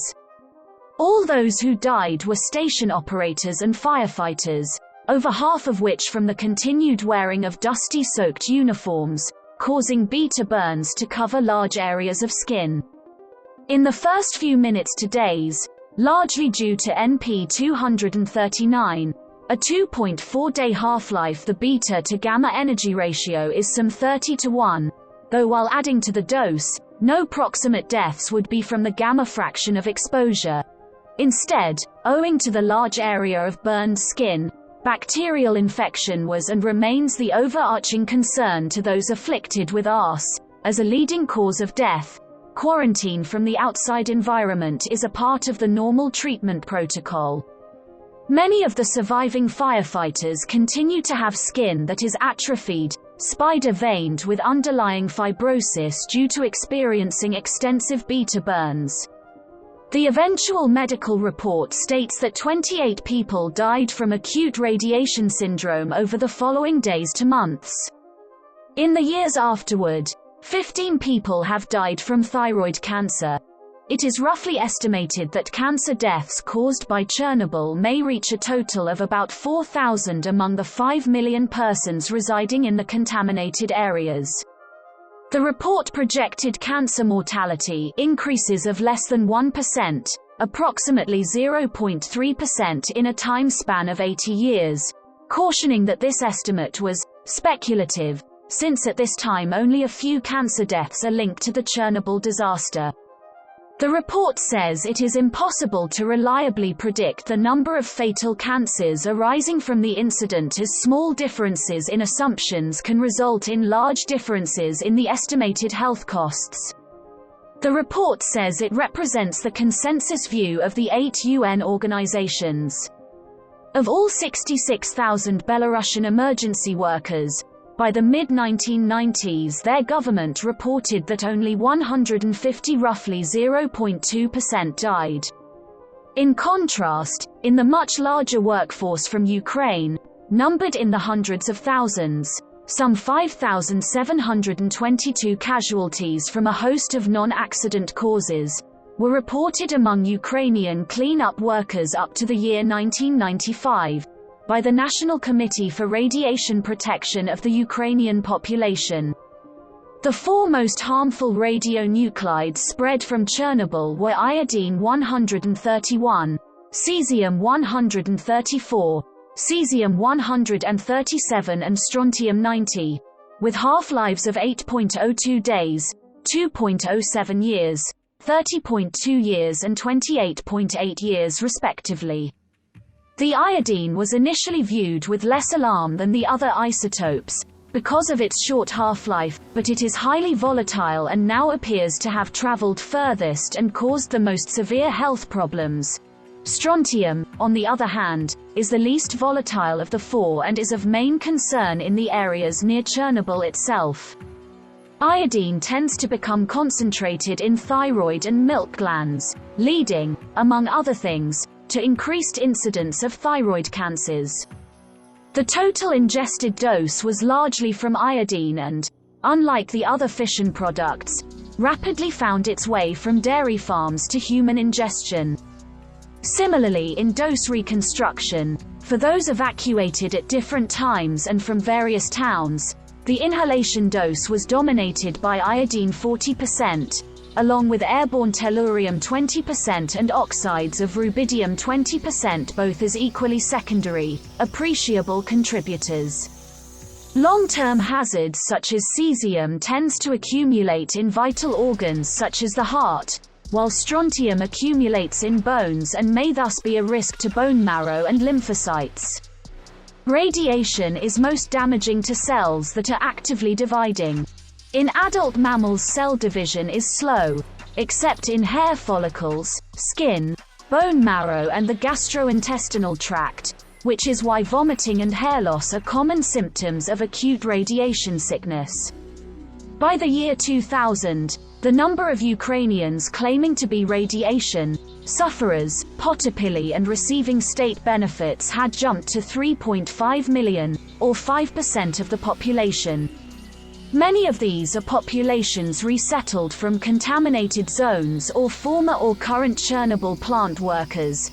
There was and remains a motivated push to achieve sufferer status, as it gives access to state benefits and medical services that would otherwise not be made available. According to IAEA-affiliated scientific bodies, the apparent increases of ill health in this large group result partly from economic strains on these countries and poor healthcare and nutrition. Also, they suggest that increased medical vigilance following the accident, particularly a heightened overdiagnosis due to the screening effect, has meant that many benign cases that would previously have gone unnoticed and untreated, especially of cancer, are now being registered.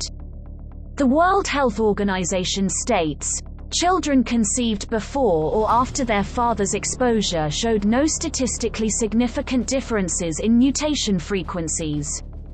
This statistically insignificant increase was also seen by independent researchers analyzing the children of the Chernobyl liquidators. The two primary individuals involved with the attempt to suggest that the mutation rate among animals was, and continues to be, higher in the Chernobyl zone, are the Anders Moller and Timothy Musso group. Apart from continuing to publish experimentally unrepeatable and discredited papers, Musso routinely gives talks at the Helen Caldecott-organized symposiums for Physicians for Social Responsibility, an anti-nuclear advocacy group devoted to bring about a nuclear-free planet. Moreover, in years past, Moller was previously caught and reprimanded for publishing papers that crossed the scientific misconduct, fraud line. The duo have more recently attempted to publish meta-analyses, in which the primary references they weigh up, analyze and draw their conclusions from is their own prior papers, along with the discredited book Chernobyl: Consequences of the Catastrophe for People and the Environment. In 1996, geneticist colleagues Ronald Chesser and Robert Baker published a paper on the thriving vole population within the exclusion zone, in which the central conclusion of their work was essentially that the mutation rate in these animals is hundreds and probably thousands of times greater than normal. This claim occurred after they had done a comparison of the mitochondrial DNA of the Chernobyl voles with that of a control group of voles from outside the region. These alarming conclusions led the paper to appear on the front cover of the prestigious journal Nature. However, not long after publication, Chesser and Baker discovered a fundamental error in the interpretation of their data, and despite only the authors recognizing the error in which they had incorrectly classified the species of vole and therefore were comparing the genetics of two entirely different vole species to start with, the team made the decision to issue a retraction. Following the accident, journalists mistrusted many medical professionals such as the spokesman from the UK National Radiological Protection Board, and in turn encouraged the public to mistrust them.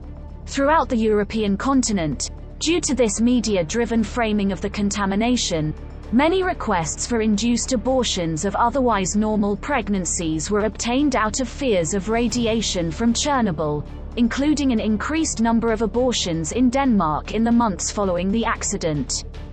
In Greece, Following the accident, many obstetricians were unable to resist requests from worried pregnant mothers over fears of radiation. Although it was determined that the effective dose to Greeks would not exceed 1 mSv 100 mrem, a dose much lower than that which it was determined would induce embryonic abnormalities or other non-stochastic effects, there was an observed 2,500 increase of otherwise wanted pregnancies being terminated, probably out of fear in the mother of radiation risk. A slightly above the expected number of requested induced abortions occurred in Italy. Worldwide, an estimated excess of about 150,000 elective abortions may have been performed on otherwise healthy pregnancies out of fears of radiation from Chernobyl, according to Robert Baker and ultimately a 1987 article published by Linda E.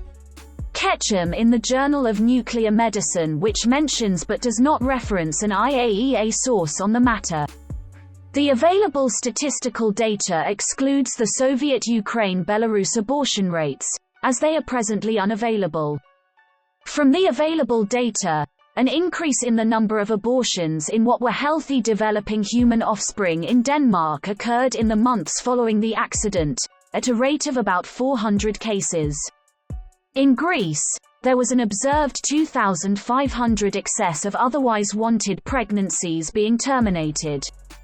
In Italy, a slightly above the expected number of induced abortions occurred, approximately 100.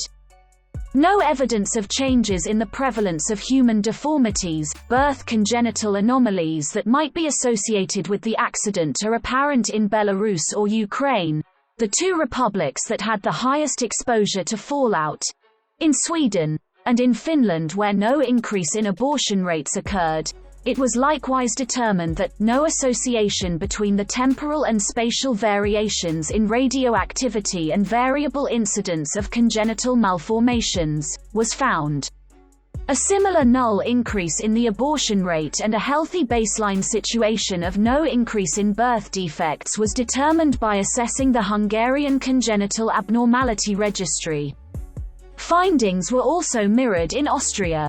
Larger, mainly Western European, datasets, approaching 1 million births in the EU ROCAT database, divided into exposed and control groups were assessed in 1999. As no Chernobyl impacts were detected, the researchers conclude, in retrospect, the widespread fear in the population about the possible effects of exposure on the unborn fetus was not justified, despite studies from Germany and Turkey. The only robust evidence of negative pregnancy outcomes that transpired after the accident were these elective abortion indirect effects, in Greece, Denmark, Italy etc., due to the anxieties that were created. In very high doses, it was known at the time that radiation could cause a physiological increase in the rate of pregnancy anomalies, but unlike the dominant linear no-threshold model of radiation and cancer rate increases, it was known, by researchers familiar with both the prior human exposure data and animal testing, that the malformation of organs appears to be a deterministic effect with a threshold dose, below which no rate increase is observed. This teratology birth defects issue was discussed by Frank Castronovo of the Harvard Medical School in 1999, publishing a detailed review of dose reconstructions and the available pregnancy data following the Chernobyl accident, inclusive of data from Kiev's two largest obstetrics hospitals. Castronovo concludes that the lay press with newspaper reporters playing up anecdotal stories of children with birth defects is, together with dubious studies that show selection bias, the two primary factors causing the persistent belief that Chernobyl increased the background rate of birth defects. When the vast amount of pregnancy data does not support this perception, as no women took part in the most radioactive liquidator operations, no in utero individuals would have been expected to have received a threshold dose. Studies of low statistical significance on some of the most contaminated and proximal regions of Ukraine and Belarus, tentatively argue with some 50 children who were irradiated by the accident in utero during weeks 8 to 25 of gestation had an increased rate of mental retardation, lower verbal IQ, and possibly other negative effects. These findings may be due to confounding factors or annual variations in random chance. The Chernobyl liquidators, essentially an all-male civil defense emergency workforce, would go on to father normal children, without an increase in developmental anomalies or a statistically significant increase in the frequencies of germline mutations in their progeny. This normality is similarly seen in the children of the survivors of the Goiânia accident. A report by the International Atomic Energy Agency examines the environmental consequences of the accident. The United Nations Scientific Committee on the Effects of Atomic Radiation has estimated a global collective dose of radiation exposure from the accident, equivalent on average to 21 additional days of world exposure to natural background radiation. Individual doses were far higher than the global mean among those most exposed, including 530,000 primarily male recovery workers, the Chernobyl liquidators, who averaged an effective dose equivalent to an extra 50 years of typical natural background radiation exposure each. Estimates of the number of deaths that will eventually result from the accident vary enormously. Disparities reflect both the lack of solid scientific data and the different methodologies used to quantify mortality, whether the discussion is confined to specific geographical areas or extends worldwide, and whether the deaths are immediate, short-term, or long-term. In 1994, 31 deaths were directly attributed to the accident, all among the reactor staff and emergency workers. The Chernobyl Forum predicts that the eventual death toll could reach 4,000 among those exposed to the highest levels of radiation: 200,000 emergency workers, 116,000 evacuees and 270,000 residents of the most contaminated areas. This figure is a total causal death toll prediction, combining the deaths of approximately 50 emergency workers who died soon after the accident from acute radiation syndrome, 15 children who have died of thyroid cancer, and a future predicted total of 3,935 deaths from radiation-induced cancer and leukemia. In a peer-reviewed paper in the International Journal of Cancer in 2006, the authors expanded the discussion on those exposed to all of Europe, but following a different conclusion methodology to the Chernobyl Forum study, which arrived at the total predicted death toll of 4,000 after cancer survival rates were factored in. They stated, without entering into a discussion on deaths, that in terms of total excess cancers attributed to the accident, the risk projections suggest that by now Chernobyl may have caused about 1,000 cases of thyroid cancer and 4,000 cases of other cancers in Europe, representing about 0.01% of all incident cancers since the accident. Models predict that by 2065 about 16,000 cases of thyroid cancer and 25,000 cases of other cancers may be expected due to radiation from the accident, whereas several 100 million cancer cases are expected from other causes. Two anti-nuclear advocacy groups have publicized non-peer-reviewed estimates that include mortality estimates for those who were exposed to even smaller amounts of radiation. The Union of Concerned Scientists (UCS) calculated that, among the hundreds of millions of people exposed worldwide, there will be an eventual 50,000 excess cancer cases, resulting in 25,000 excess cancer deaths, excluding thyroid cancer. However, these calculations are based on a simple linear no-threshold model multiplication and the misapplication of the collective dose, which the International Commission on Radiological Protection (ICRP) states, should not be done, as using the collective dose is inappropriate to use in risk projections. Along similar lines to the UCS approach, the 2006 Torch report, commissioned by the European Greens political party, likewise simplistically calculates an eventual 30,000 to 60,000 excess cancer deaths in total, around the globe. Yet the death rate from thyroid cancer has remained the same as prior to the technology. For these and other reasons, it is suggested that no reliable increase has been detected in the environs of Chernobyl, that cannot otherwise be explained as an artifact of the globally well-documented screening effect.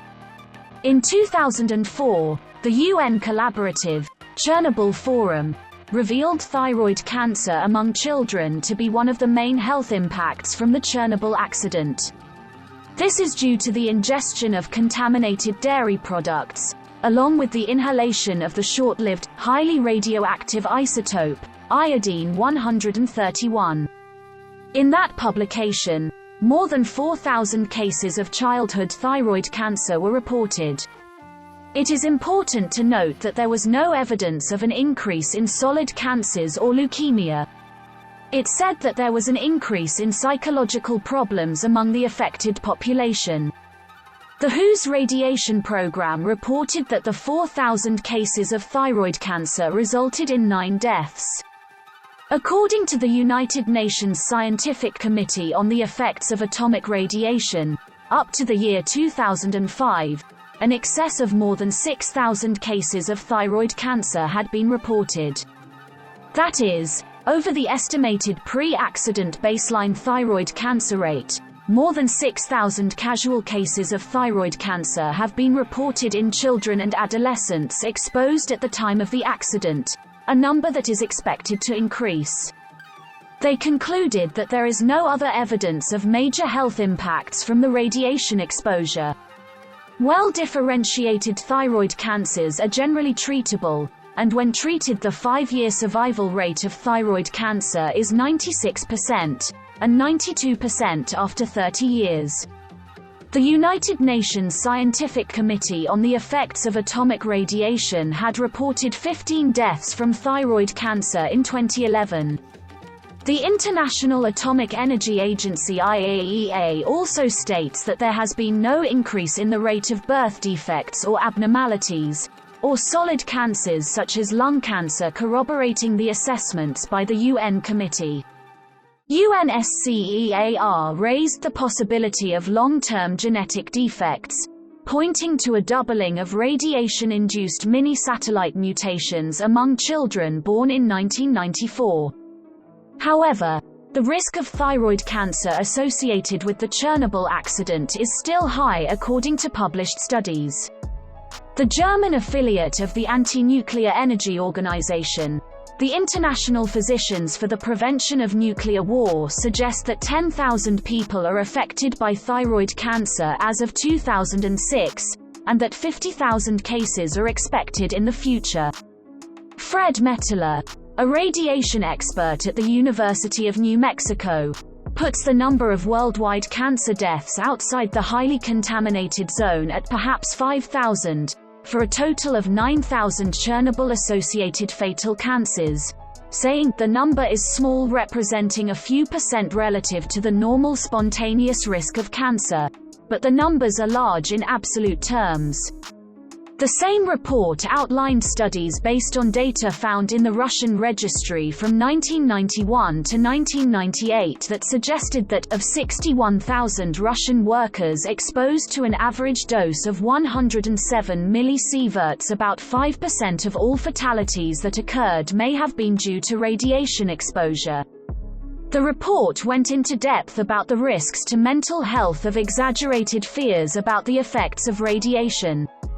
According to the IAEA, the designation of the affected population as victims, rather than survivors, has led them to perceive themselves as helpless, weak and lacking control over their future. The IAEA says that this may have led to behavior that has caused further health effects.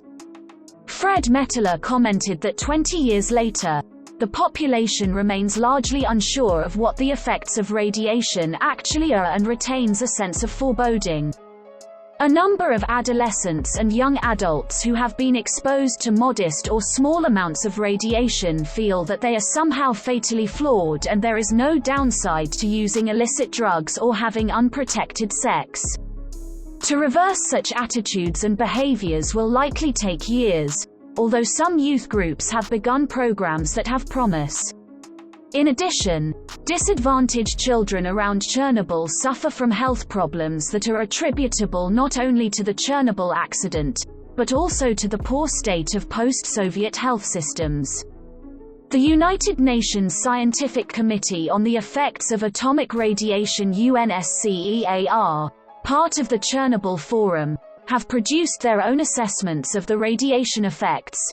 UNSCEAR was set up as a collaboration between various United Nations bodies, including the World Health Organization, after the atomic bomb attacks on Hiroshima and Nagasaki, to assess the long-term effects of radiation on human health.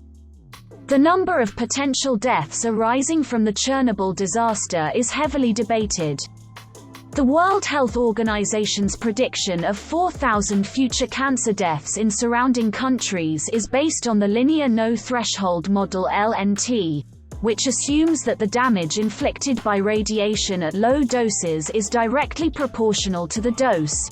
Radiation epidemiologist Roy Shaw contends that estimating health effects in a population from the LNT model is not wise because of the uncertainties. According to the Union of Concerned Scientists, the number of excess cancer deaths worldwide, including all contaminated areas, is approximately 27,000 based on the same LNT.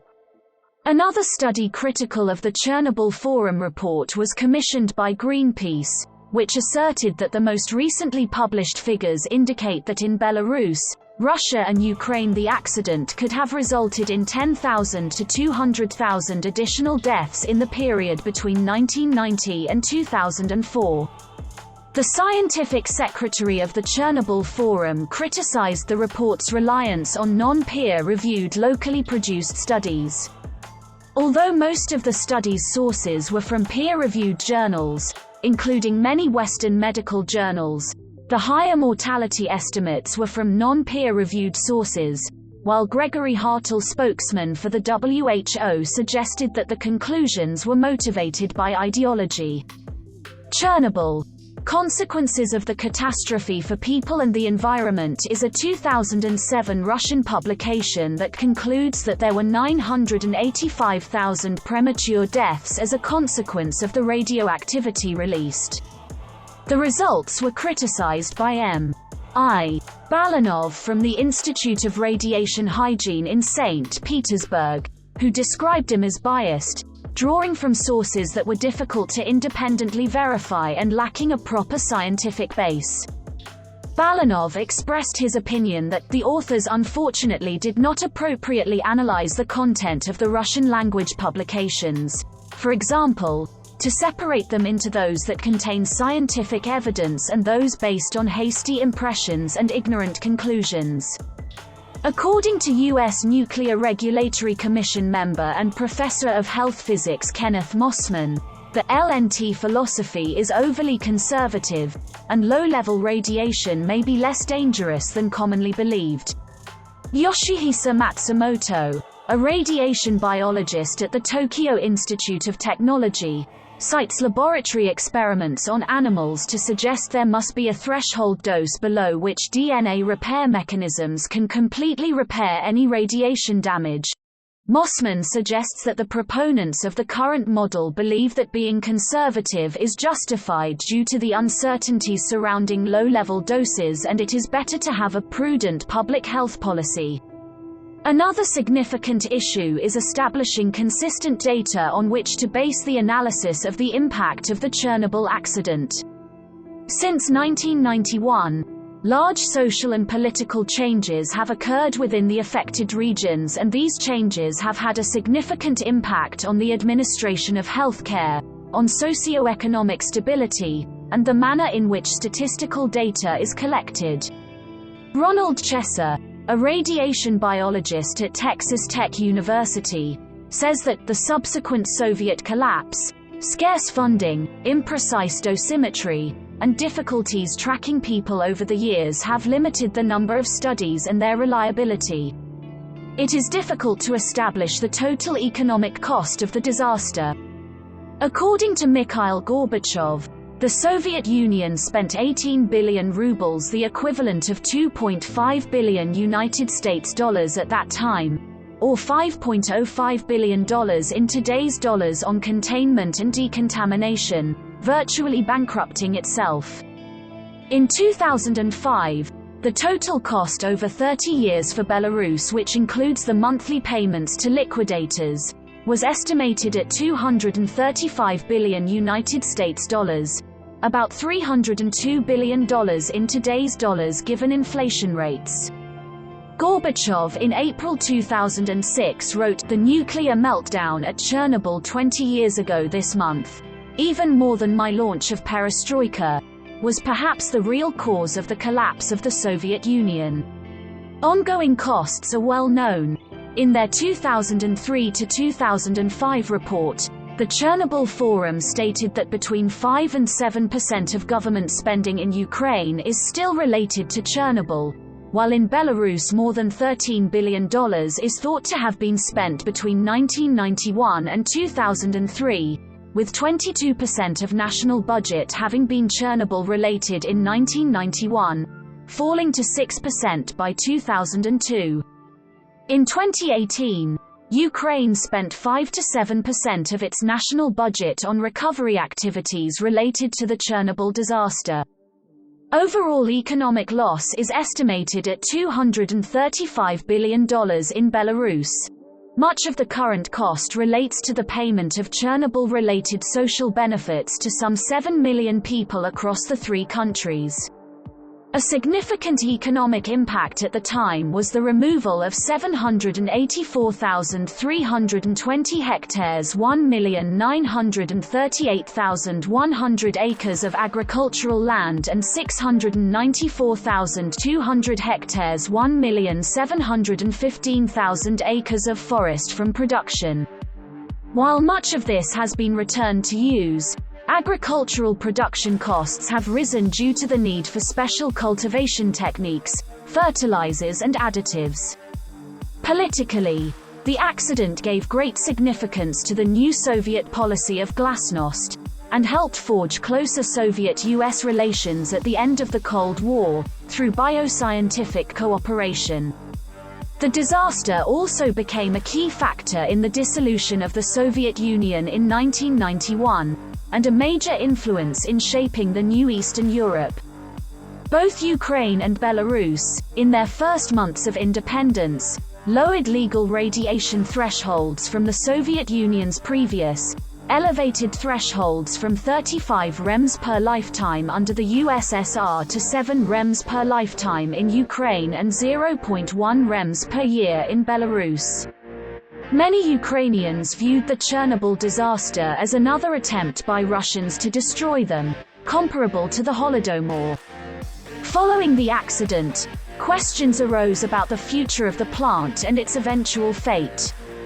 All work on the unfinished reactors number 5 and number 6 was halted 3 years later. However, the trouble at the Chernobyl plant did not end with the disaster in reactor number 4.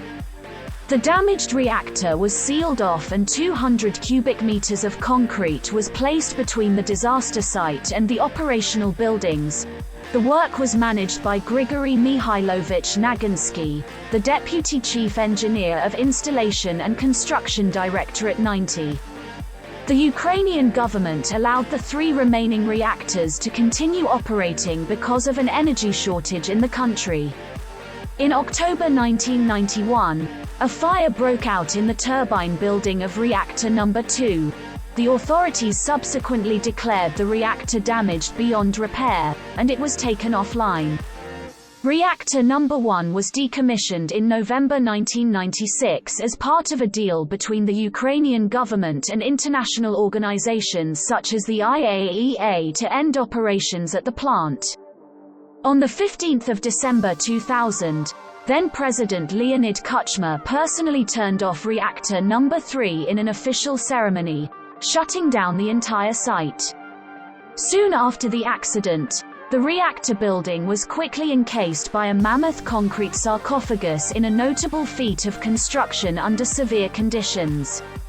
Crane operators worked blindly from inside lead-lined cabins, taking instructions from distant radio observers, while gargantuan-sized pieces of concrete were moved to the site on custom-made vehicles. The purpose of the sarcophagus was to stop any further release of radioactive particles into the atmosphere, mitigate damage should the core go critical and explode, and provide safety for the continued operations of adjacent reactors 1 through 3. The concrete sarcophagus was never intended to last very long, with a lifespan of only 30 years. On the 12th of February 2013, a 6,500 square feet section of the roof of the turbine building collapsed, adjacent to the sarcophagus, causing a new release of radioactivity and temporary evacuation of the area.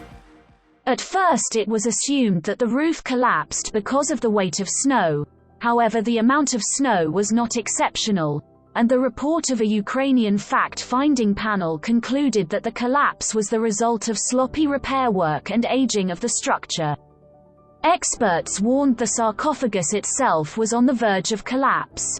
In 1997, the International Chernobyl Shelter Fund was founded to design and build a more permanent cover for the unstable and short-lived sarcophagus.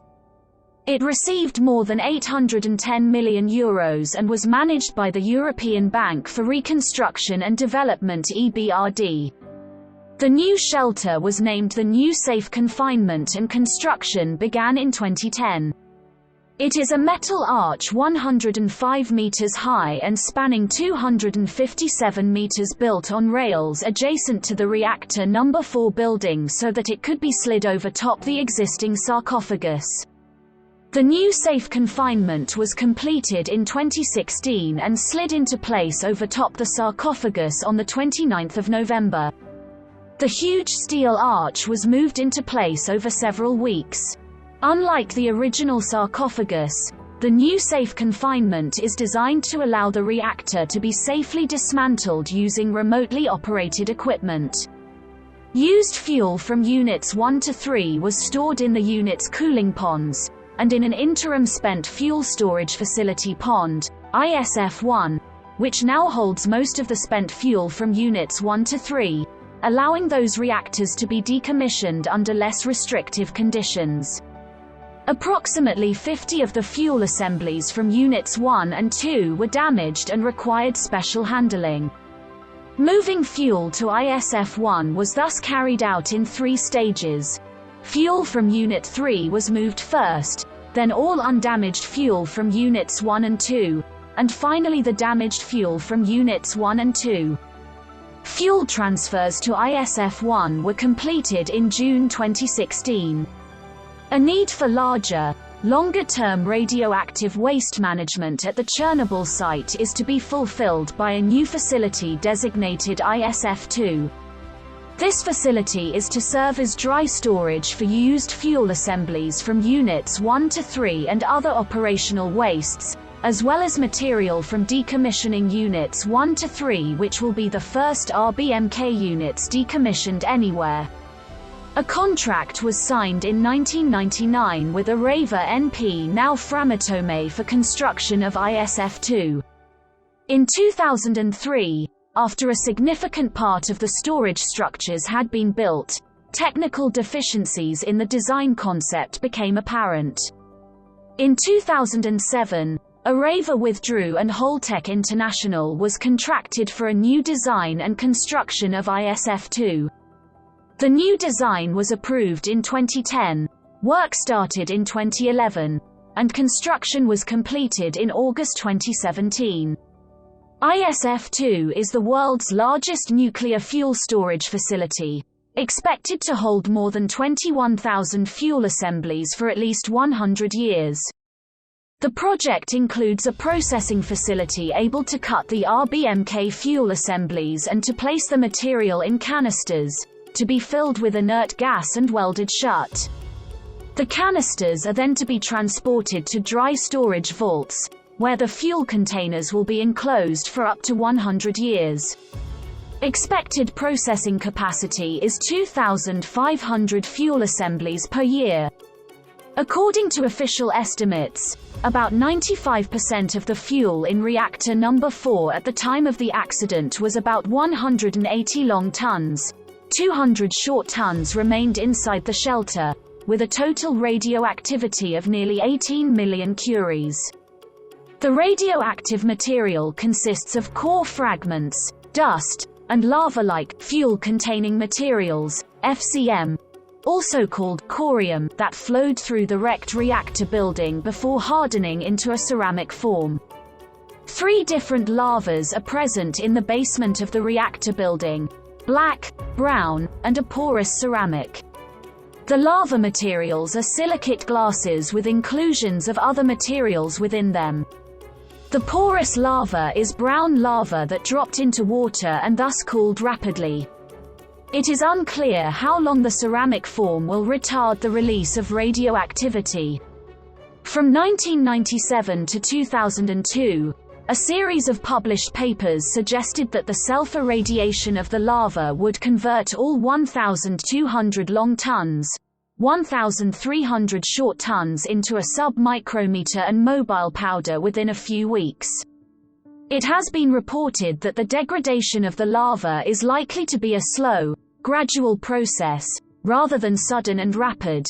The same paper states that the loss of uranium from the wrecked reactor is only 10 kilograms per year. This low rate of uranium leaching suggests that the lava is resisting its environment. The paper also states that when the shelter is improved, the leaching rate of the lava will decrease. An area originally extending 30 kilometers in all directions from the plant is officially called the Zone of Alienation. The area has largely reverted to forest, and has been overrun by wildlife because of a lack of competition with humans for space and resources. Even today, radiation levels are so high that the workers responsible for rebuilding the sarcophagus are only allowed to work 5 hours a day for 1 month before taking 15 days of rest. As of 2016, 187 locals had returned and were living permanently in the zone. In 2011, Ukraine opened up the sealed zone around the Chernobyl reactor to tourists who wished to learn more about the tragedy that occurred in 1986. Sergei Murnyi, a radiation reconnaissance officer at the time of the accident, and now an academic at National University of Kyiv Mohyla Academy, has written about the psychological and physical effects on survivors and visitors, and worked as an advisor to Chernobyl tourism groups. During the dry seasons, a perennial concern is forests that have been contaminated by radioactive material catching on fire. The dry conditions and buildup of debris make the forests a ripe breeding ground for wildfires. Depending on the prevailing atmospheric conditions, the fires could potentially spread the radioactive material further outwards from the exclusion zone in the smoke. In Belarus, the Belz-Rad organization is tasked with overseeing the food cultivation and forestry management in the area. In April 2020, forest fires spread through the exclusion zone, reaching over 20,000 hectares and caused an increase of radiation resulting from release of cesium-137 and strontium-90 from the ground and biomass at levels that were detectable by the monitoring network but did not pose any threat to human health. The average dose of radiation for residents of Kyiv as a result of the fires was estimated at 1 nanosievert. The Chernobyl Trust Fund was created in 1991 by the United Nations to help victims of the Chernobyl accident. It is administered by the United Nations Office for the Coordination of Humanitarian Affairs, which also manages strategy formulation, resources mobilization, and advocacy efforts. Beginning 2002, under the United Nations Development Programme, the fund shifted its focus from emergency assistance to long-term development. The Chernobyl Shelter Fund was established in 1997 at the Denver 23rd G8 Summit to finance the Shelter Implementation Plan (SIP). The plan calls for transforming the site into an ecologically safe condition by means of stabilization of the sarcophagus followed by construction of a new safe confinement (NSC).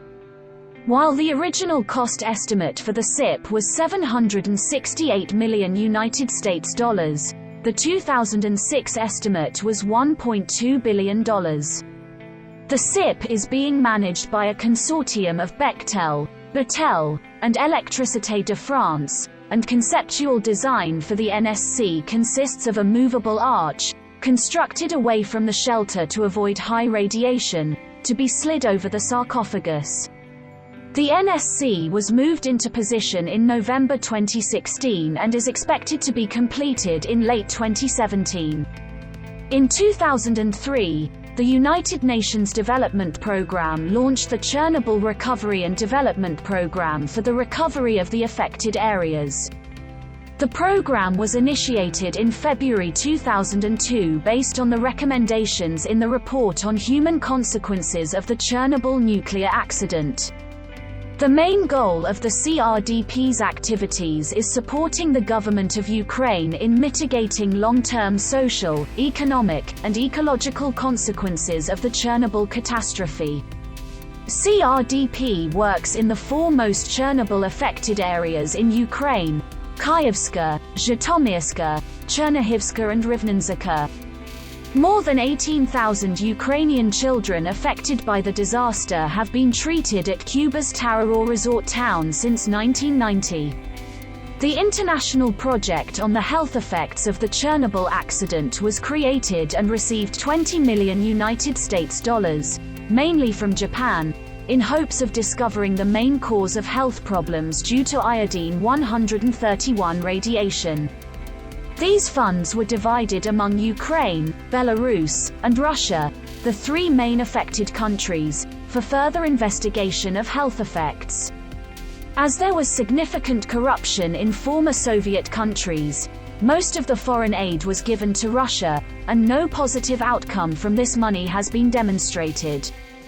In 2019, it became known that the then-current Ukrainian government aimed to make Chernobyl a tourist attraction. The Chernobyl accident attracted a great deal of interest. Because of the distrust that many people had in the Soviet authorities, a great deal of debate about the situation at the site occurred in the First World during the early days of the event. Because of defective intelligence based on satellite imagery, it was thought that Unit Number 3 had also suffered a dire accident. Journalists mistrusted many professionals, and they in turn encouraged the public to mistrust them. The accident raised the already heightened concerns about fission reactors worldwide, and while most concern was focused on those of the same unusual design, hundreds of disparate nuclear reactor proposals, including those under construction at Chernobyl, reactors numbers 5 and 6, were eventually cancelled. With ballooning costs as a result of new nuclear reactor safety system standards and the legal and political costs in dealing with the increasingly hostile, anxious public opinion, there was a precipitous drop in the rate of new startups after 1986. The accident also raised concerns about the cavalier safety culture in the Soviet nuclear power industry, slowing industry growth and forcing the Soviet government to become less secretive about its procedures. The government cover-up of the Chernobyl disaster was a catalyst for glasnost, which paved the way for reforms leading to the Soviet collapse. Numerous structural and construction quality issues as well as deviations from the original design of the plant were known to KGB at least since 1973 and passed to the Central Committee, which did not take any actions and classified it. In Italy, the Chernobyl accident was reflected in the outcome of the 1987 referendum. As a result of that referendum, Italy began phasing out its nuclear power plants in 1988, a decision that was effectively reversed in 2008. A 2011 referendum reiterated Italians' strong objections to nuclear power, thus abrogating the government's decision of 2008. In Germany, the Chernobyl accident led to the creation of a federal environment ministry, after several states had already created such a post. The minister was given the authority over reactor safety as well, which the current minister still holds as of 2019. The events are also credited with strengthening the anti-nuclear movement in Germany, which culminated in the decision to end the use of nuclear power that was made by the 1998 to 2005 Schroeder government. In direct response to the Chernobyl disaster, a conference to create a convention on early notification of a nuclear accident was called in 1986 by the International Atomic Energy Agency. The resulting treaty has bound signatory member states to provide notification of any nuclear and radiation accidents that occur within its jurisdiction that could affect other states, along with the Convention on Assistance in the case of a nuclear accident or radiological emergency. The Chernobyl, along with the Space Shuttle Challenger disaster, the 3 Mile Island accident, and the Bhopal disaster have been used together as case studies, both by the US government and by third parties, in research concerning the root causes of such disasters, such as sleep deprivation and mismanagement.